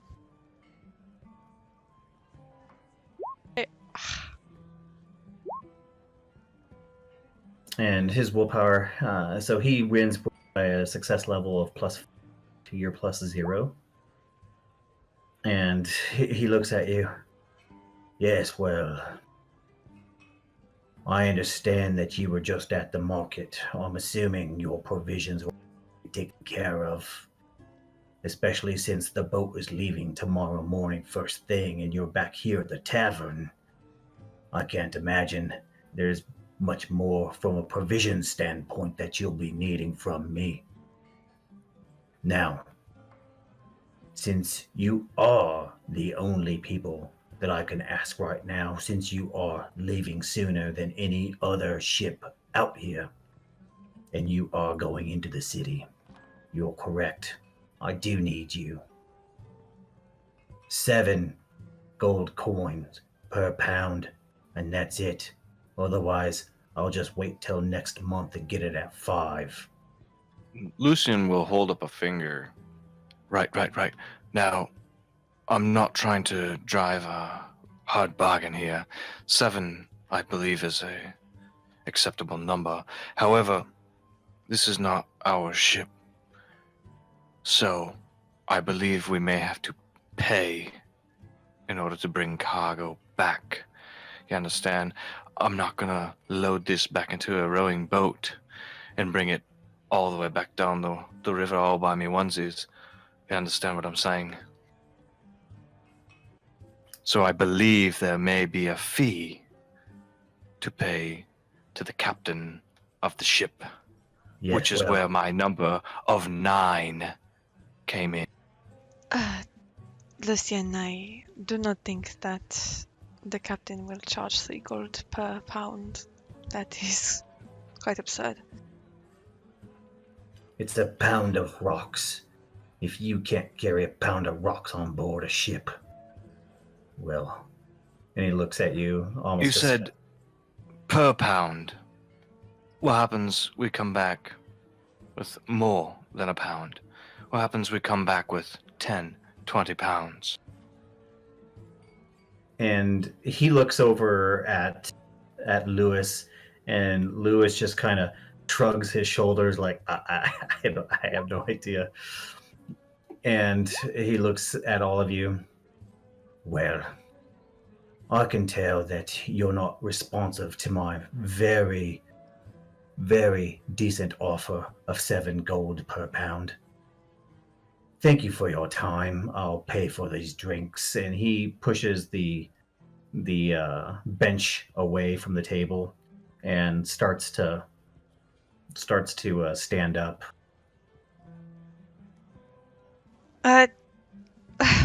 Wait. I apologize for him here. She'll pat Lucian on the arm. I think that 6 gold would be fine. He said 7. But we do have a representative for the ship here present. I think the final word would be his. And Lewis looks at you and says, it's not my ship. I can't tell you what you can and cannot take aboard the ship. I'm assuming if you've got something in your bags, they're not going to search your bags.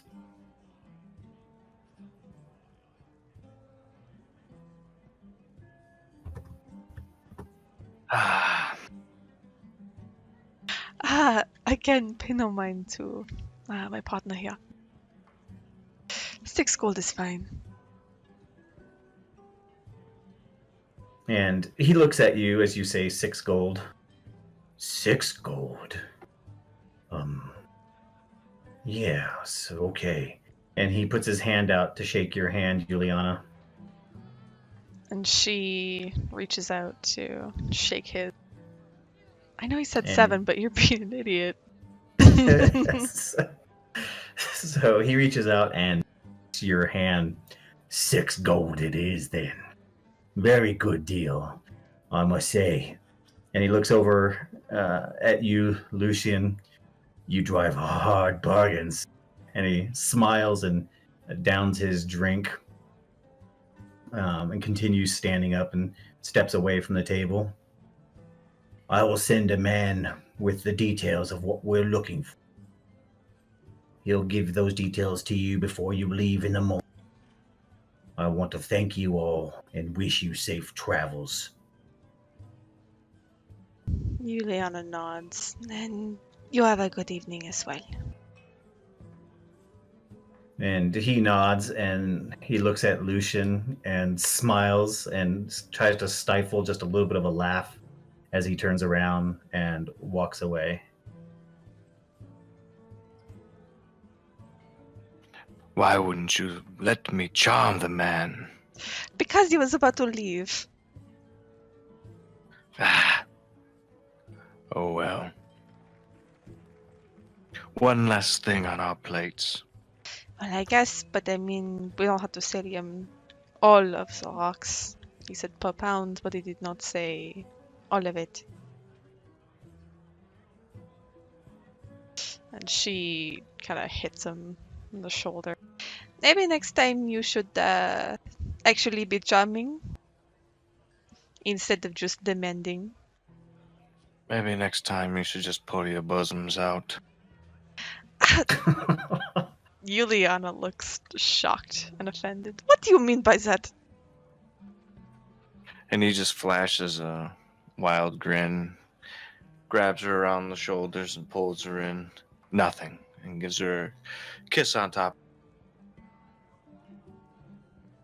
Juliana's still frowning. Well, buy me a drink or three and maybe I'll forgive you. How about 2, love? Three.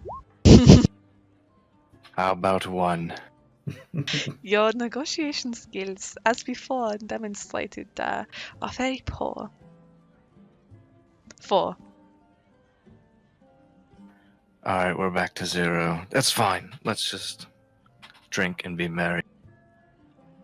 Juliana just purses her lips and looks over to Lewis. So, you said that there was some small details to work out. Is there anything else that you wish to tell us? And she looks around for Duroc, thinking that he had went upstairs. And you see Duroc over at the bar, drinking more ale, making somewhat small talk with the other dwarf that's at the head of the bar, the barkeep who's standing back there. Duroc's just kind of over there doing his thing as you guys are sitting at the table. And Lewis looks at you. Oh, well, as far as all the rest of the details, and he goes who the captain is and what was given to him, the cost of, what the trip was, the details of where you're going to be staying. He just goes over basically all the logistics of how tomorrow's going to work, how it's going to happen, who's going to do what, who are the main people you need to be aware of. As far as the captain, his second in command, and some of the other ship hands, and he discusses with all this with you guys into the, having drinks, and finally he looks over at you. At this point, Duroc has made his way back. I'm assuming it's been a little while, and has caught part of the conversation. But Lewis looks over at all of you. By Sigmar, I hope you're all successful. The master's son. We all miss him back at home. Please just do whatever you can to find him and bring him his ball. Of course. That is our main goal after all. We'll make sure to find him. Yes, well, I wish I could go with you. I wish I could go look for him, but I've got so much to do here. I still have work that needs to be done. I still need to make my way back to the Master's Manor, back down south, and let him know all the details in person that I haven't already written him about. So I won't be joining you. So this is probably where we say goodbye. I'm not sure that I'm going to walk you down to the ship that early in the morning. I might be packing and making my way back down south to the master so that I can let him know that that you 3 brave adventurers are on your way to Mordheim to go look for the young lad. And he just kind of wistfully looks off as he talks about Friedrich.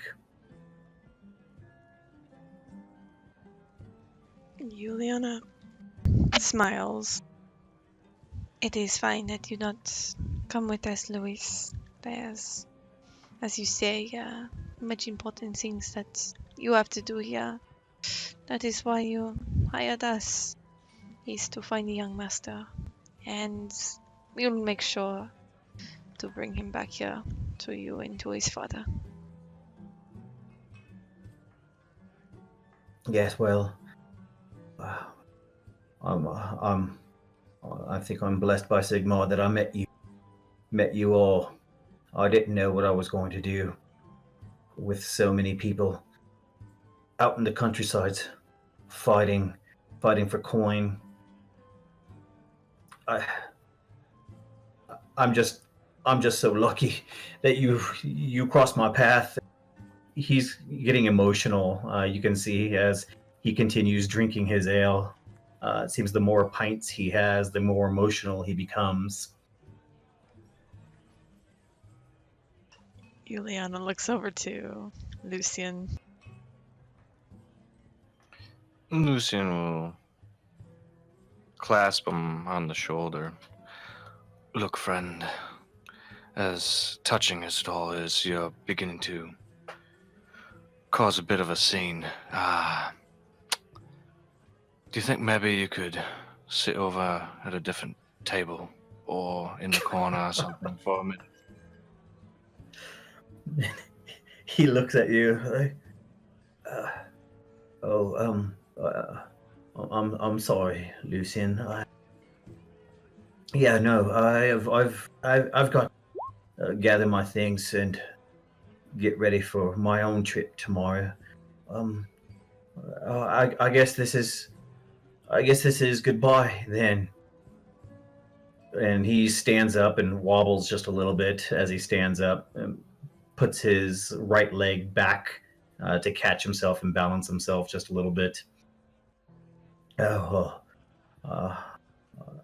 I think it's time for me to retire. And he goes to you, Juliana, and gives you a hug. You can see Juliana, she stiffens a little and kind of awkwardly pats him on the back. Of course, Louis, we will be seeing you when we have the young master in tow. There. And after he hugs you, he moves over to Lucian, and he goes to give you a hug. Lucian just holds his hand straight out in front of him in a stiff arm type of manner, just placing it into his chest, and he looks at him and just says, that's quite enough. I think you best be on. Dawn comes soon. Yes, and he hand that's in his chest, and he holds it by two hands, shaking it. Yes, and he lets go and backs away, and he looks over at the dwarf, and he starts taking a step forward and stops. If you touch me, I'll break your arms. Yeah, Lucian puts his hand out to just stop him. Probably best you don't. And he says, yes, of course. And he just nods and waves at Durak. Thank you all. Thank you. And he starts heading upstairs to his room. You can see him kind of stumble off, holding on to the railing on the stairs and putting his weight on it as he heads up there and disappears. Juliana downs about half her drink. I'm going to need another one.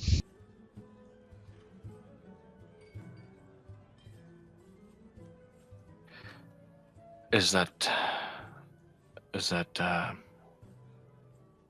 sign? Is that because I think 4, I believe, is your limit. Lucian will just smile at her. Yes, I probably should be more alert for tomorrow morning. finish this one, but next time there are drinks available. I expect at least one. One then. Juliana smiles and finishes the rest of her drink, pays up, and heads back to their room. Lucian will look over to Derek and he just says, well, and then there were two. Aye, then there were two.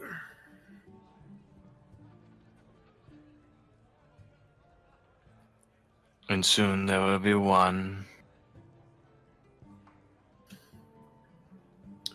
Aye. Your powers of perception are amazing.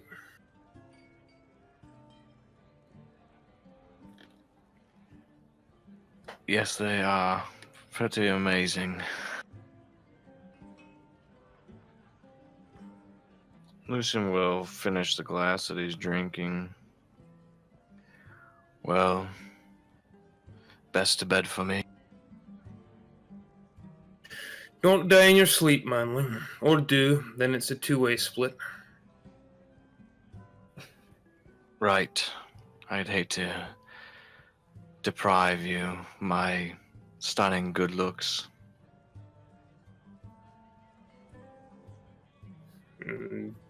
Duroc just kind of looks at him. Just shakes his head and goes back to drinking.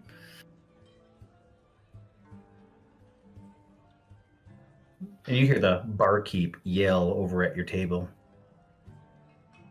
Oh, you think you'll need anything else?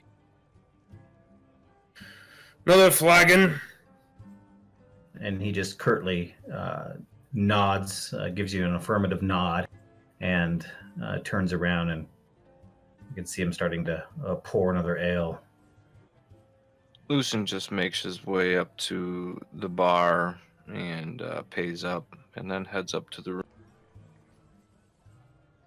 Okay.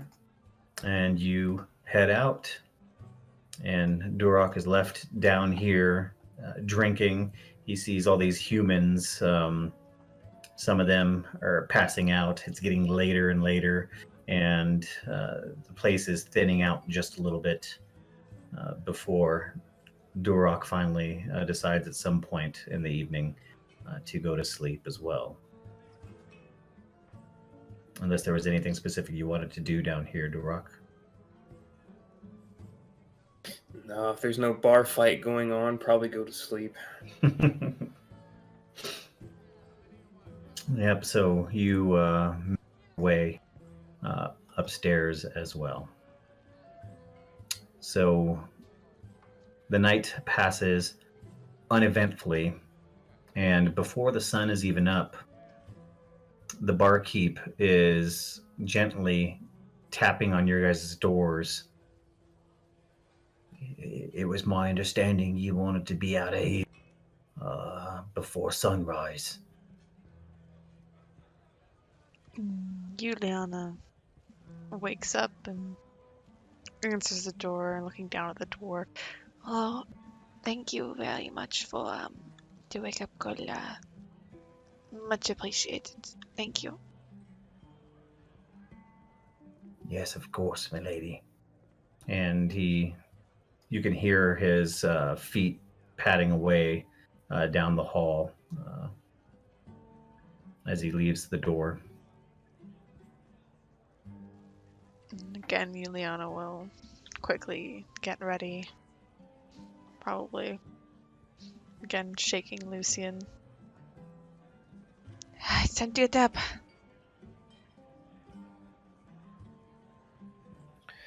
Lucian will begin to get up and look around, trying to shake the haze as he blinks hard, looking side to side.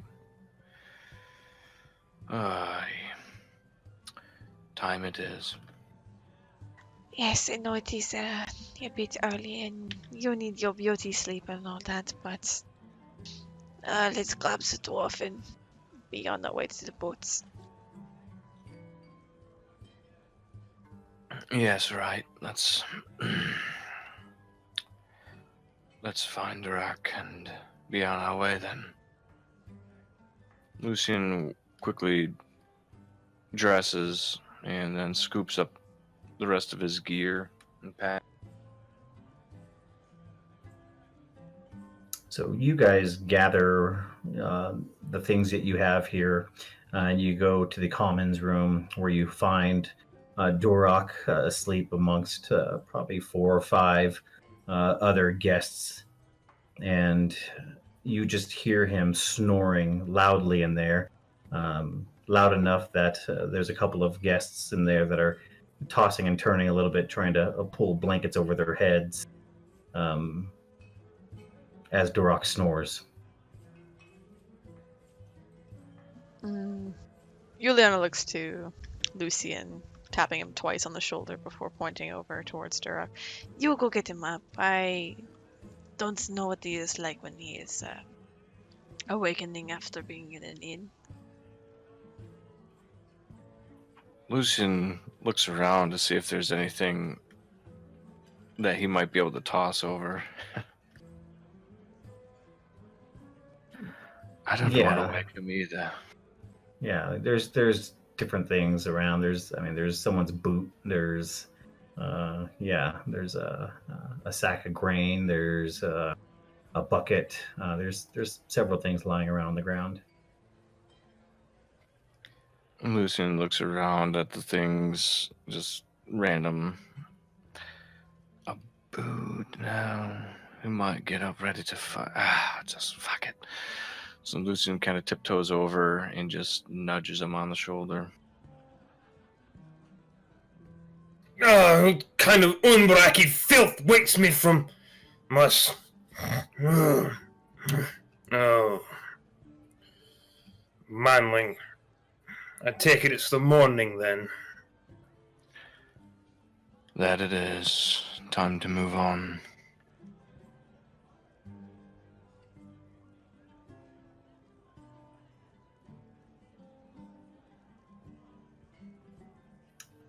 So I'm assuming Durak gets up. Yeah, he quit hovering over me with your big dumb umgak face. Bloody oaf. He just kind of picks his way up. Ugh. Ugh. Cracks his neck. So you guys get up, gather, and make your way downstairs. And as you make your way downstairs, you can see Barkeep cleaning off some tables. Well, I hope you're able to find my brother and deliver that letter to him. I have a safe trip, you make your way back here, and like I said, it's free room and board here for all 3 of you. Well, we'll make sure to deliver that letter. Thank you, of course, very much for the hospitality. Your inn is very lovely. Thank you. And he just grunts in acknowledgement. And he looks over at you, Durak, and gives you the nod. Durak will nod back. So you guys make your way through the tavern and out down the streets and follow the same path that you had taken last time down to the shipyards.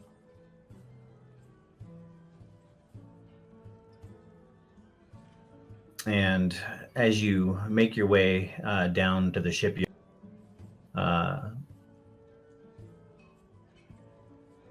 you're down there, and a woman approaches you.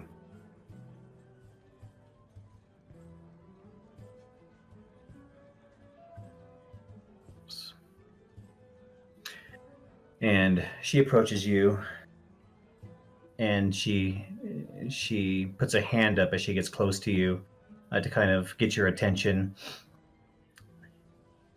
I'm Saskia.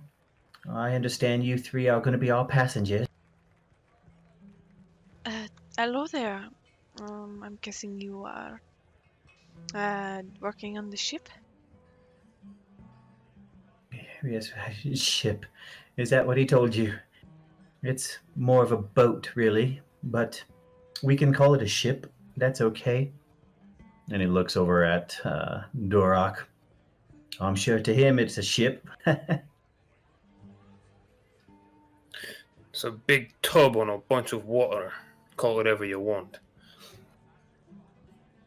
She said, well, I'm one of the deckhands, so just follow me. I'll take you to her. The Oaken Dagger. She's seaworthy. Shallow bottom, so that we can go down the river. We have some defenses. I think it's more for show. I've been on the last 2 trips to Mordheim, but it's been safe every time. And she's just talking and rambling as she's leading you guys to the ship. And she occasionally turns. Is there anything I can answer for you? Yes. How many days will be the travel? Well, we're going up the river, so it's going to be approximately 7 days. That is fine.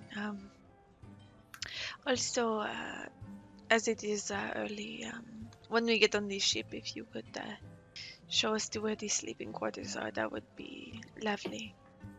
Yes, of course. And she looks over to the east. Yes, the sun will be rising soon.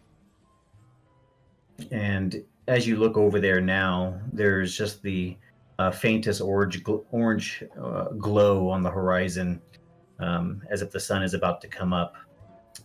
The sky is still dark, and there's stars in the sky, but you can see that orange glow on the horizon as you make your way through the quiet docks and around some deckhands that are sleeping outside near their boats. You walk by them until you get over to the Oaken Dagger. And you get over to the Oaken Dagger, and it's a riverboat, long, wide, flat bottom, and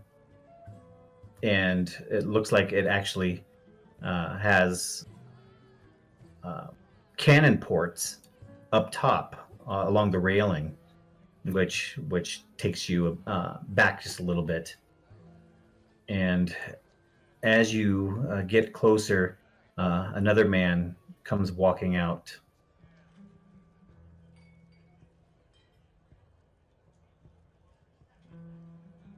And he puts his hand out to you, Lucian. He says, hello. I'm Dietrich. You can call me Captain Fish. Captain Fish. Frisch. F-R-I. Frisch. Yes, Captain Fish. And Lucian extends his hand. And you take his hand and he shakes it, and you can feel the extremely rough hands of someone who's worked on a ship his whole life.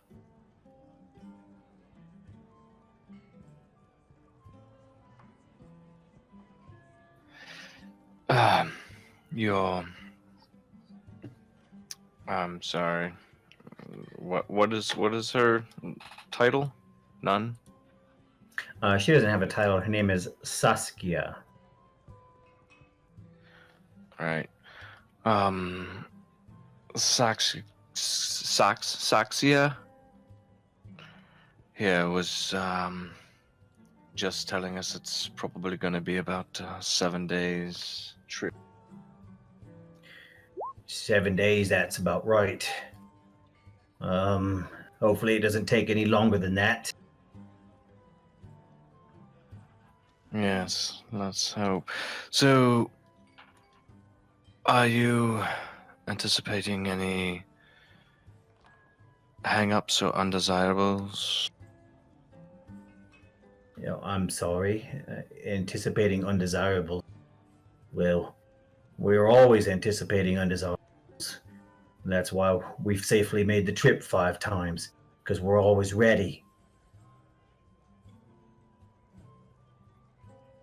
Now we've got to be very manly, looking over at Lucian, because they wouldn't have taken us on if they don't expect us to fight when the time comes. If the time comes. Sometimes it does. It has once already on our trips. When the time comes, everyone who can fight, fights. It's that or your throat. Got no bother for me. Lucian just shakes his head. We will make sure to fight if there are any problems, Captain. Yes, well, I would hope so. Because for the next week, we're going to be your home. And I would hope you would want to defend your home if it came under attack. Oh, but of course. Is there anything else we should know, or shall we claim a boat so we can depart? We can discuss the rest. We've got to be shoving off here soon anyhow. And he nods to Saskia and turns around and starts walking to the ship. And she just says, "Come with me." Oi, lass! And he kind of talks with Saskia. And your captain come with any kind of work I'm doing. I said I was going to do some work to stay in the commons so what these two could have a private room. Well, we'll find something for you to do when we get there. We'll just see what needs to be done, and we'll do it. Stick to my side. I'll show you the ropes. Fair enough. And she smiles and turns and starts leading you guys aboard the ship. So you guys walk down the jetty just a little bit, and you come across the ship and you see it, and it's not a huge ship. But it's large for a riverboat. Like I said, a very wide bottom and long, and it has sails.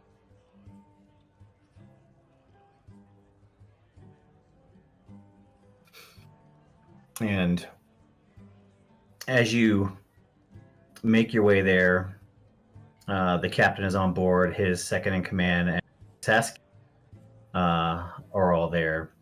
And they're all about working and going about their business. The ship actually is larger than what's shown in the image here. This is just a representation, but it's a bigger ship. And they start showing you guys where you're going to be staying. And Saskia takes you, Dorak, to the common area and asks if you'd like to stow your gear down there.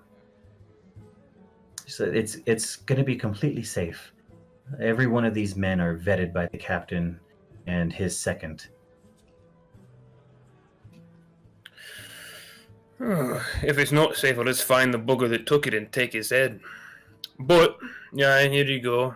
I'll keep my axes. My provisions all stow here.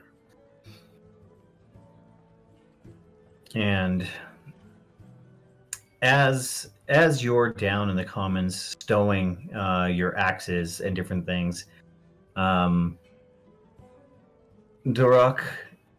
you see another one of the other deckhands walk by, and he walks by with a bow across his back, and he's almost silent as he walks by. And you immediately recognize him as a wood elf. Oh man. So Dorok's putting his things away, and then he looks over and sees the pointed ears, and oh, you let this kind of filth on your ship, do you? And Saskia looks at you confused.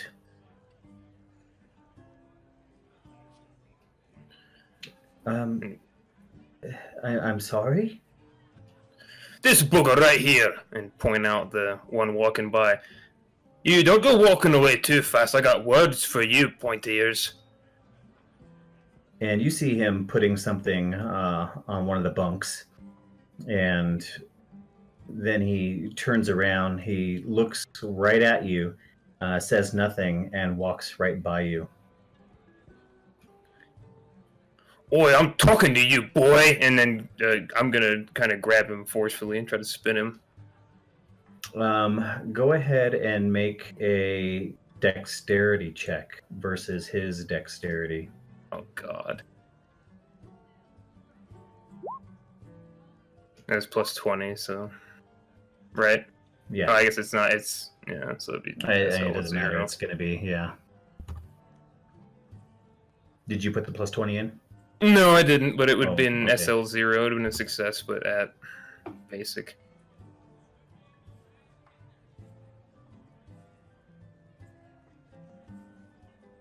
Hey. Oof. So you go to reach out for him, and you get close enough to him. Actually, quickly, you're fast enough to get near him, causing him to take a step to the side just a little bit before you can even grab onto his arm. But just as smoothly and swiftly, he continues walking with just that one little sidestep to get out of your way, and heads back up to the deck without acknowledging you. Oh, I would keep once. going. Durok is not going to be ignored with this. So he makes his way up to the deck, and again, he's just moving swiftly and quietly, and he's up there when you climb the ladder back up. And you climb the ladder back up, and he kind of just looks at you as you come crawling out from the port that you were down in, leading to the commons room, and starts walking over to the side of the boat. Oh yeah, no, it's dwarfen stubbornness, just staying with him the whole time. He's gonna hear it with it. He can't go anywhere unless he's going for a swim. So Durok's just gonna follow him. Okay, so you go ahead and follow him, and he's standing at the side of the boat and looks at you. He just stands there. You catch up to him.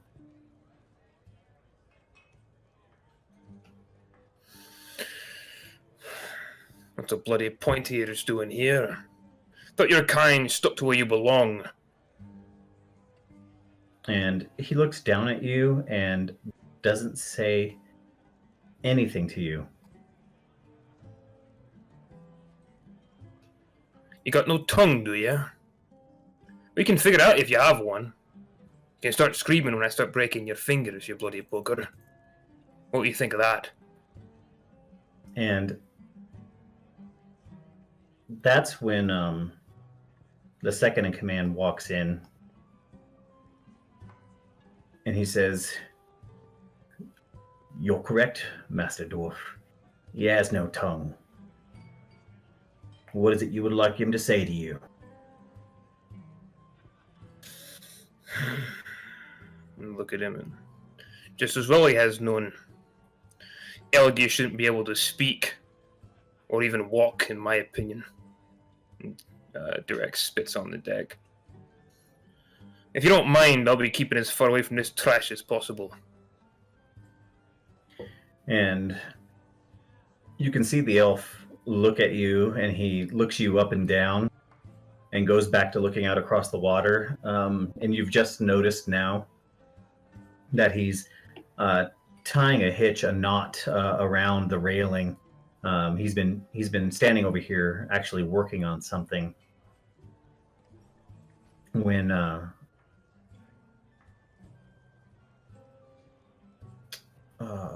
what's his name? Sorry. When Alwyn says, "Well, I don't think he's going to choose to cross your path. Looks like though you're itching for a fight, so maybe you should make a point of staying away from him." Oh, I plan to. You can't trust Elgi. Never, not even a bit. He shouldn't even be on your ship. I thought your captain vetted such people. Yes, well, the captain has vetted him and found him worthy to be on this boat. You, on the other hand, well, the captain needed to take a sizable sum of money to accept you on this boat. So, let's not put everyone in their place right away. Let's go ahead and see what everyone's worth is. Right now, he's working. I know his worth. I just see you wanting to start a fight with a working, well, I was going to say man, but let's call it what it is, a working elf.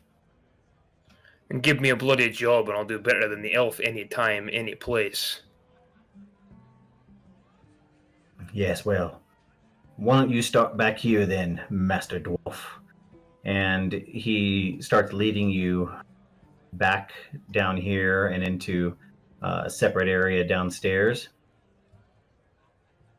Are you going to follow him?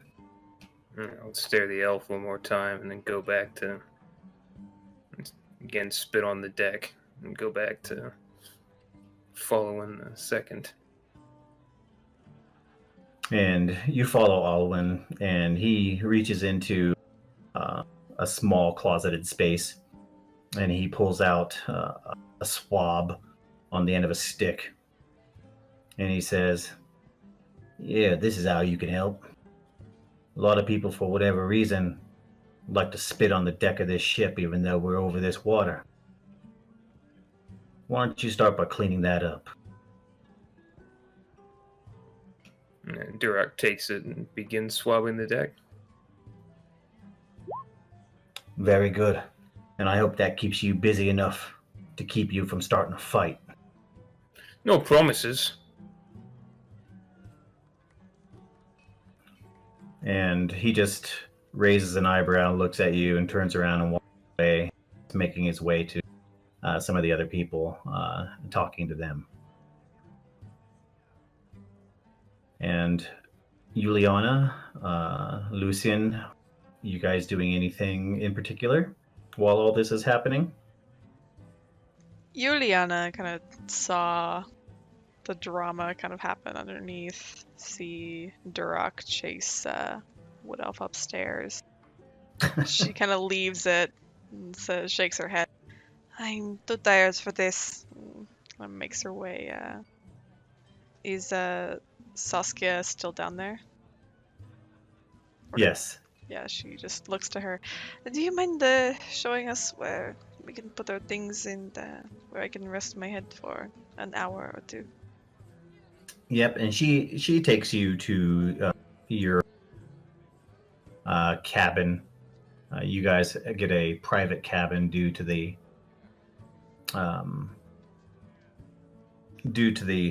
payment that was given to the captain. And she said she lets you know it's quite a nice cabin. It's got a window, which is lovely. I've added some flowers in there just to try and make it look nice. There's only one bed though. It's small, but it was for working emissaries and people of that nature. So I hope it's nice enough for you. Lucian looks at her. So, speaking of this bed, have you Have you ever slept in it? Have you ever used it? Have I ever used it? No. I sleep in the common area with the rest of the crew. And Lucian does his best to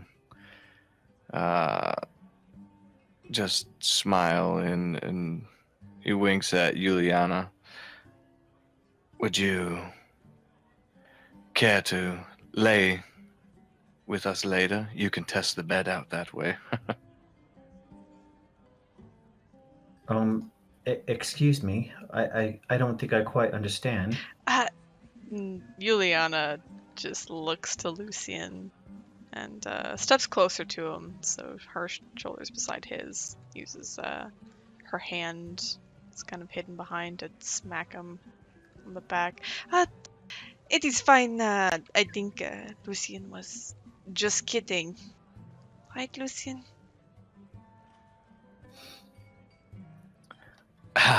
Of course. Just kidding.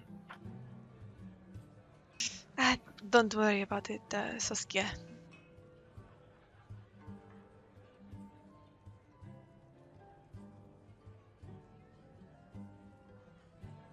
So she shows you the room, and she kind of waves off whatever that was that Lucian was talking about, and she shows you around the boat a little bit, and as you're walking around the boat, you can see now that it has what looks like some defenses. There are small cannons sticking out the sides through the railings. But as you get a closer look, you see that half of them are rusted. They're in poor shape. They're old, and they're very small. More like for shot. It's not really cannonballs. It's more like grape shot. And so they look nice on the deck there, but on close inspection, they seem to be of poor quality. The ship is obviously weathered and old. There's the front half, the back half, downstairs leading into the common areas, and then there's the captain's room, which is all the way in the back. You guys get comfortable walking on the ship, and the day kind of just progresses as you go through the Altdorf countryside up the river, and start making some progress away from Altdorf, which is now not even in your sight anymore.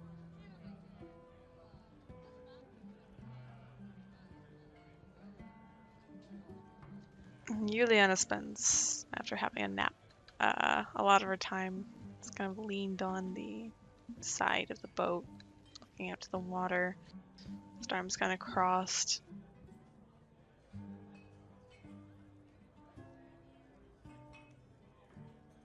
And you look out at the water, and it's pretty calm here. There's a breeze that's pushing the sails forward as you make your way down the river.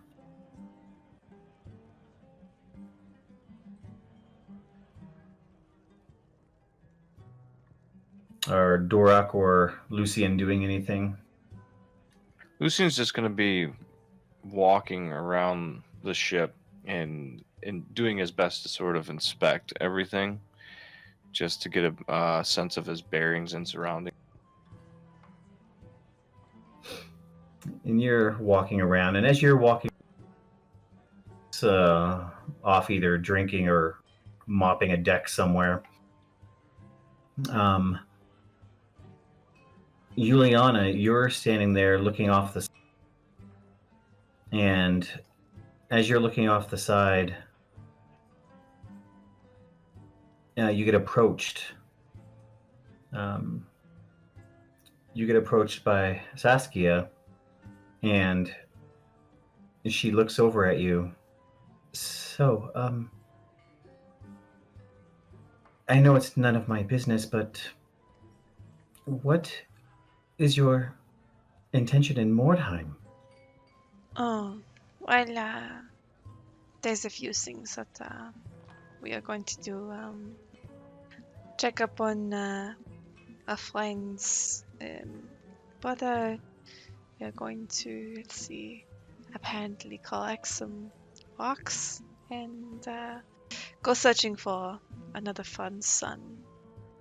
It's we're going to be quite busy. Collect rocks. Do you mean the witch stone? I think that is it. Yes, from the comet. The yes, the comet, the green rocks. Yes. Yes, I've heard of them. I have not gone into the city. I can't speak from experience, but I've heard some of the other travelers sometimes comment on them. Apparently, they're worth quite a bit of money if you can find them. Oh, do you know exactly how much money? I have no idea how much. I've never even seen one. Uh, like I said, I've heard people talking about them, but it seems that's all it ever is talk. No one ever seems to have these stones. They just talk about these stones and how they're worth quite a bit and how they have magical properties or how they're stronger than steel or any number of things that they say. Personally, I think it's to drive the price up on them, but I can't be certain of that. Hmm. Well, hopefully, if things work out when we are in the city, we'll be able to see them for ourselves. And if we do happen upon these witch stones, then you are still around. Well, I can show you what we collect. Well, I would be very excited. I would be very excited to see one. Like I said, I've heard quite a bit of them since traveling to and from Mordheim. I just I just haven't had the pleasure yet of actually touching one, seeing one. They're said to glow green. I don't know how a stone glows, but I would be excited to see that. I think. Juliana smiles to Saskia, kind of turning her body towards her. Well, hopefully, we will both find out exactly why they glow. Yes, So, why exactly is a woman like you traveling on a boat like this? a woman like me. Well, I think if you knew me, you wouldn't say that. A woman like me. You don't know me. That's true. If you did, you would know exactly why I'm traveling on this boat. Well, it is true that I don't know you, but we have 7 days. Yes, well, I didn't really have a place to go. My family was gone, and I was living in the streets, and the captain brought me on board. I worked hard, and I've made these trips with him now, so he trusts me. Juliana smiles at her. It is nice to be able to find almost like a family, yes? To be able to take you in. I am sorry about your blood family. Yes, well, they were gone when I was very young. I lived on the street alone. I was grateful when the captain took me in, put me to work, showed me, and she looks around and laughs, showed me the ropes. There's quite a few hopes I see on this boat. Oh, yes. Learn to tie a knot. You'll be very useful around here if you can learn to. Oh, well, yeah, you'll have to teach me. Yes, maybe I will. And she looks around. Where is your dwarf friend? She kind of looks around the deck, seeing if she could see Duroc. I'm assuming he's up there. Yeah, Duroc is just continuing to mop and going over it with precision. Maybe the best mopping that has ever been done on this entire boat. As he's going from one end to the other, double mopping, triple mopping some spots to make sure it's as spotless as it can be. Waiting to be told to do something else, essentially. And Juliana will point him out. He's over there. Have you taken to a dwarf friend? And she looks and kind of cranes her neck just a little bit. Ah, yeah. I did not see him behind those crates. Yes, he is short. And she looks back over at Juliana. Is it true what they say? About? Well, about dwarves? And what exactly do they say about dwarves? She'll And move she a just bit kind of closer. smiles and looks away. Oh, you are interested in that? Well, I have not seen it for myself. He does not seem very interested in people of our stature and height. Shame. I've heard good things about dwarves. Well, I can attempt to put in a good word for you, but I cannot promise anything. Oh, no, you don't need to do that. We'll be on this boat together 7 days. And being on a boat with someone for 7 days has a way of bringing out things that you normally wouldn't think of. Oh, it definitely does. Though, if you are disappointed by the rebuffs from the dwarf, just let me know. Yes, I will. And she looks around again. And your other friend, where's he now? Lucian, And again, she'll look around for Lucian. Is he on the deck? Oh, he is. So she'll look over, I'm assuming probably at the other side of the deck, inspecting the cannons, and she'll point him out. is just over there. Ah, yes. You two will be sharing a room. Are you two together? Yes, we are. But things have come in between that before. It is not an issue. Yes, well, men are idiots. They are. They don't appreciate a good thing when they have them. Do you mind if I go talk to your friend? She raises an eyebrow, but Well, just be careful. He can get a bit handsy. And she reaches down at her belt and unsheathes a dagger. I know what to do with handsy men, and puts the dagger back in its sheath. and Juliana grins widely. Well, if he does cause problems, maim him slightly and then bring him to me. I will make sure that he will regret any decision that he has made previous. It's a deal. And she turns and walks across the deck over to Lucian. And she says, "Excuse me, sir." Lucian arches an eyebrow and looks her feet to head. Yeah? I don't know how close you are with your dwarven friend there. You came together, so I have to assume you are friends. Can I say that? I suppose. Yes, well, if you could, please keep your friend from starting fights. Please keep your friend, especially from starting fights with Akko.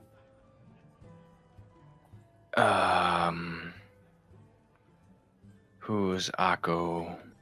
He's the elf walking around this ship. he belongs here more than your dwarf friend does. And it would be a shame to see something happen to your dwarf friend. I see. Well, I can only say that I will do my best, but he's a dwarf, he's got a mind of his own, and he's sort of a wild one. That Yes, well, Akko will go about his business and ignore him. But if your dwarf friend starts a fight and Akko has no choice, I have seen him fight. I have seen him fight well. I just want you to be aware that your friend might find a formidable opponent should he choose to get into a fight with him. Lucian just smirks. I'll do my best to keep him away. That's all I'm asking. Have you had a chance to look at your room yet? No, but the offer still stands if you'd like to get a better view of that bed. And she smiles wryly at you. Yes, well, maybe you should go offer that view to Miss Juliana over there. I understand you two, well, you have a relationship. And she turns around and walks off. And Lucian kind of looks around. Still got it.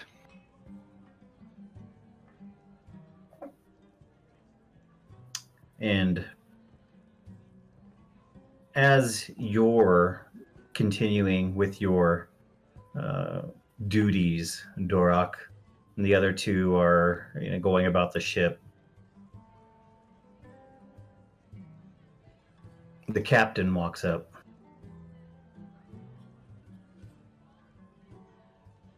Slayer? Yeah, and while he's walking up, Durak is singing something about, past events. Bandits and brigands and wazzicks and worms. And he's scrubbing the deck and he looks over. Oh, hi, what can I do for you? Slayer, I understand the history between your elves. I know what makes you angry. I just don't need it on my boat. Do you understand that? As long as you don't come within 10 feet of me or within arm's reach, then I shouldn't be a problem. Yes, well, I've talked to Akko. He'll stay away from you, but you don't go looking for a fight either.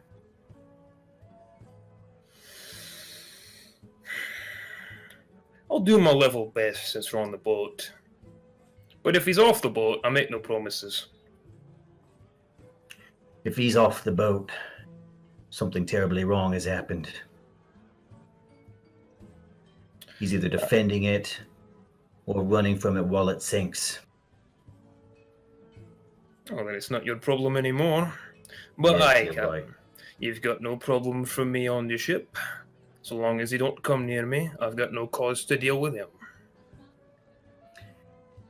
Lewis told me a little bit about what you're doing over in Mordheim. You're looking for someone Lewis knows. I've known Lewis for a little while now. It's the reason why I agreed to take you all on board. What is it you're going to be doing there? Oh, finding some poncy nobleman's son, I gather. Not too bothered about that, really. Just finding someone. Well, I guess that's a noble reason to go. Looking for a lost person. But I have to warn you. Well, maybe I don't. Have you been to Mordheim before?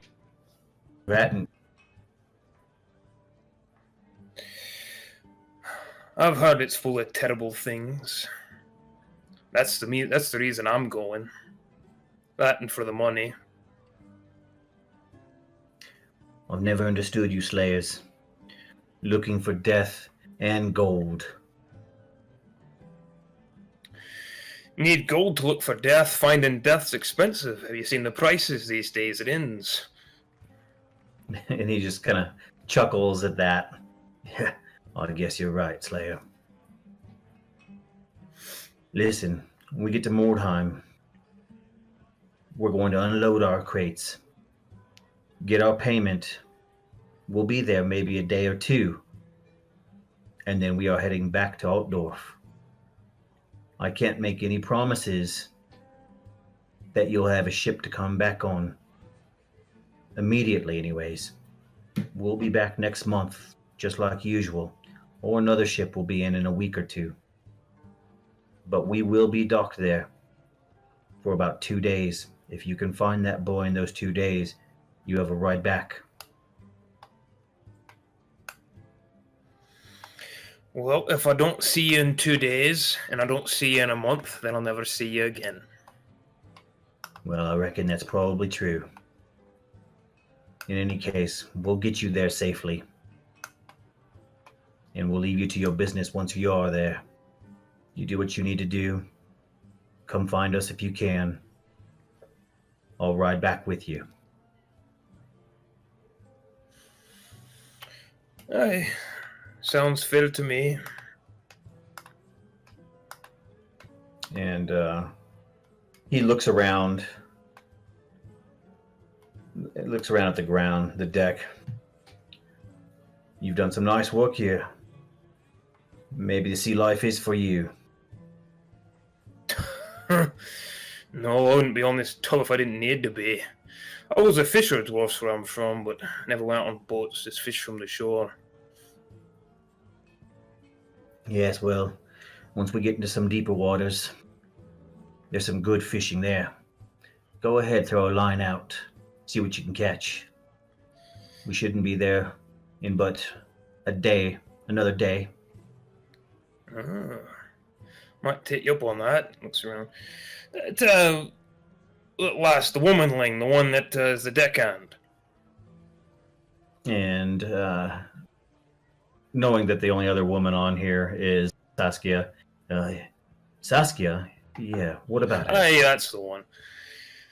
Am I supposed to be reporting to her when I'm finished with things or looking for things to do? You recommend I go speak with her about what was it and tying knots and all that stuff?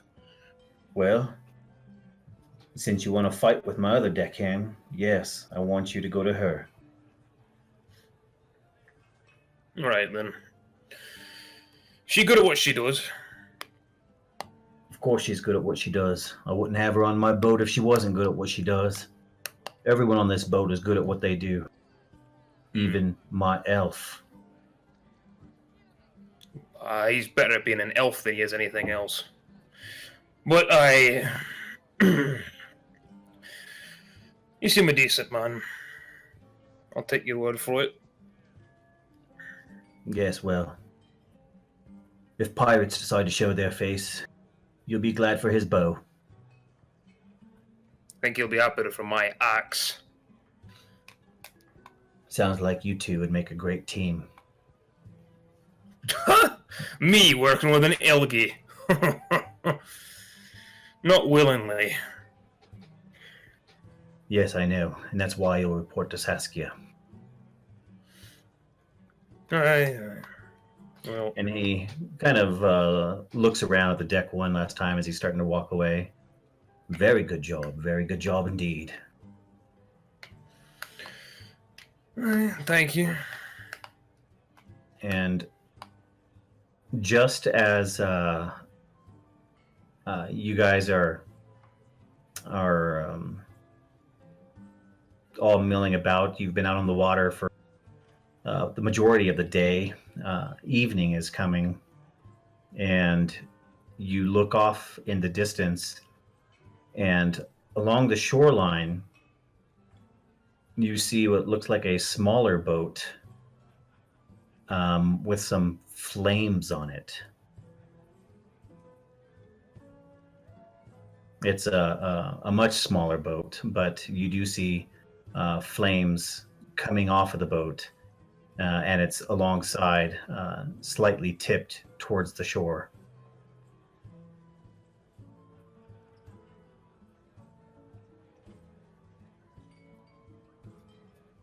Juliana will look out to the ship, looking at it burning. Look back to see if anyone else has noticed it. There seems to be... Oh no. Oh no. Ooh, seems like it might be an exciting trip. And Durek looks it over, but is also kind of looking around and seeing if he can see anything.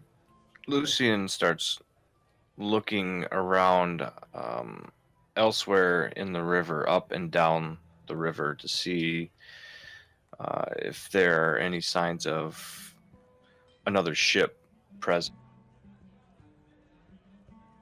You don't see any other ships present. You don't see anything else around except for that one boat over there, tipped towards the shore, on fire.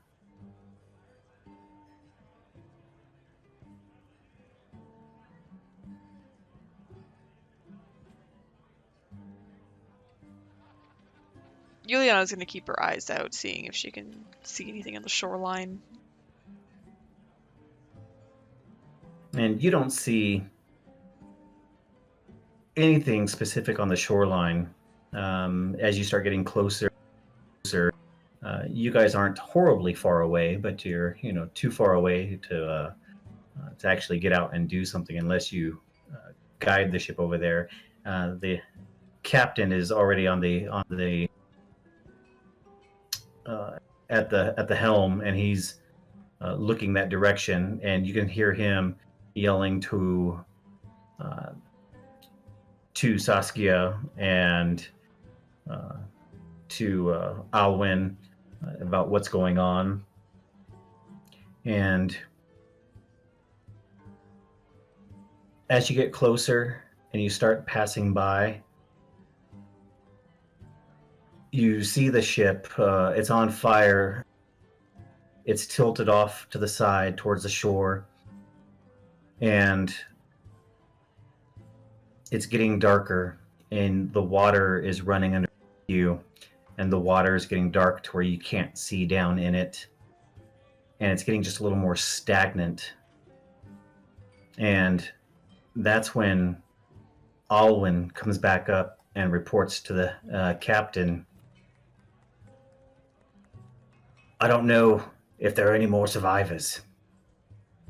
There might be, though. I looked through the spyglass. I thought I could see drag marks. I don't know if we should go after them or just keep going, Captain. And the captain asks him, what was it, Alwyn? Well, from the looks of it, and from the looks of the brush, I'd say river troll, sir.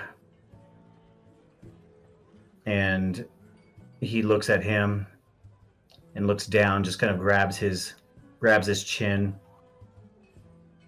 And yeah, you heard that, Durak. You can all hear. Did you say river troll? You're all gathered on the side by the railing, looking at this when Alwyn comes up and tells the captain all this. Looks like it's probably a river troll, sir. Durak gets super excited. Durak, you yell that out, and the captain turns to look at. Oh, yes, apparently it looks like river troll got a hold of one of the smaller boats. Probably drug a couple of crew off. I don't know if there's anything we could do for them now. Oh, Captain, send me over to get it. Send me over. Send whoever you really want for a survivor, but send me after the troll. And Alwyn looks at the captain, and the captain looks at you, and then he looks back at Alwyn. He is a slayer. And Alwyn just kind of shrugs and raises an eyebrow. Like, If I die, you've got one less problem. You don't have to worry about me and the elf anymore. If I don't die, I kill a troll and you might save some people. Huh? And the captain looks at everyone else. Alwyn says, well, either way, if there's a survivor, we could help someone. If not, well then, law says their cargo is ours. And the captain agrees to that. Very well. We'll make an approach from that side there. And he points to the shoreline of where the boat can be turned and brought in close. And Durek shakes his fists and is laughing and rubbing his hands together, and actually finishes mopping a spot and goes down below deck to grab some things. As Duroc heads down below deck to grab some things,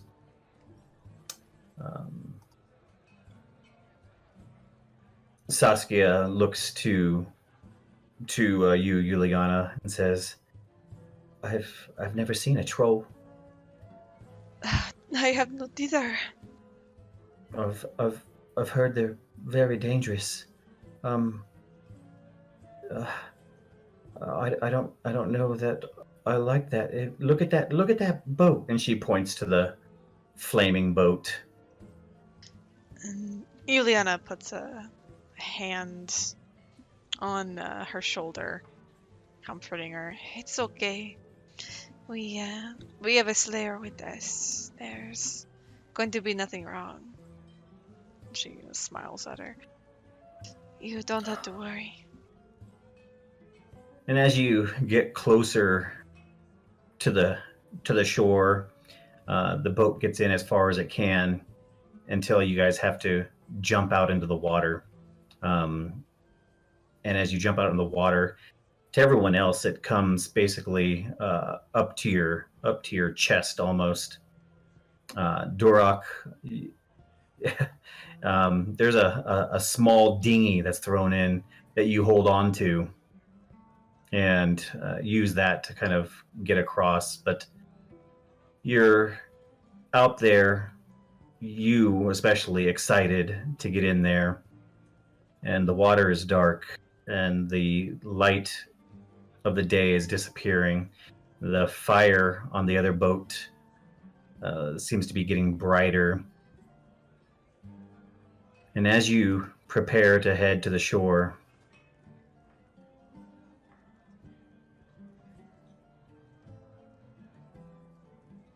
one second. As you prepare to head to the shore with axes in hand, the scene cuts far down south of Altdorf, into an old tavern.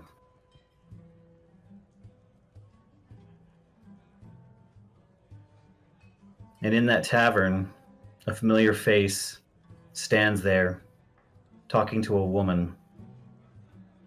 He's talking to her and says, well, last I heard they were going north to Altdorf.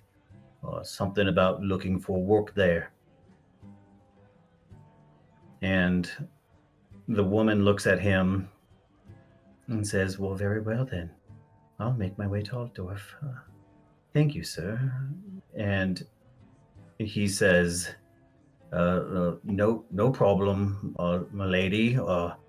Can I get you a drink? Because this establishment is a tavern, and usually when someone comes in here, they're looking for a drink. Does that make sense? And she just smiles gently at him as she turns to walk away. And she says, no, sir. Thank you, though.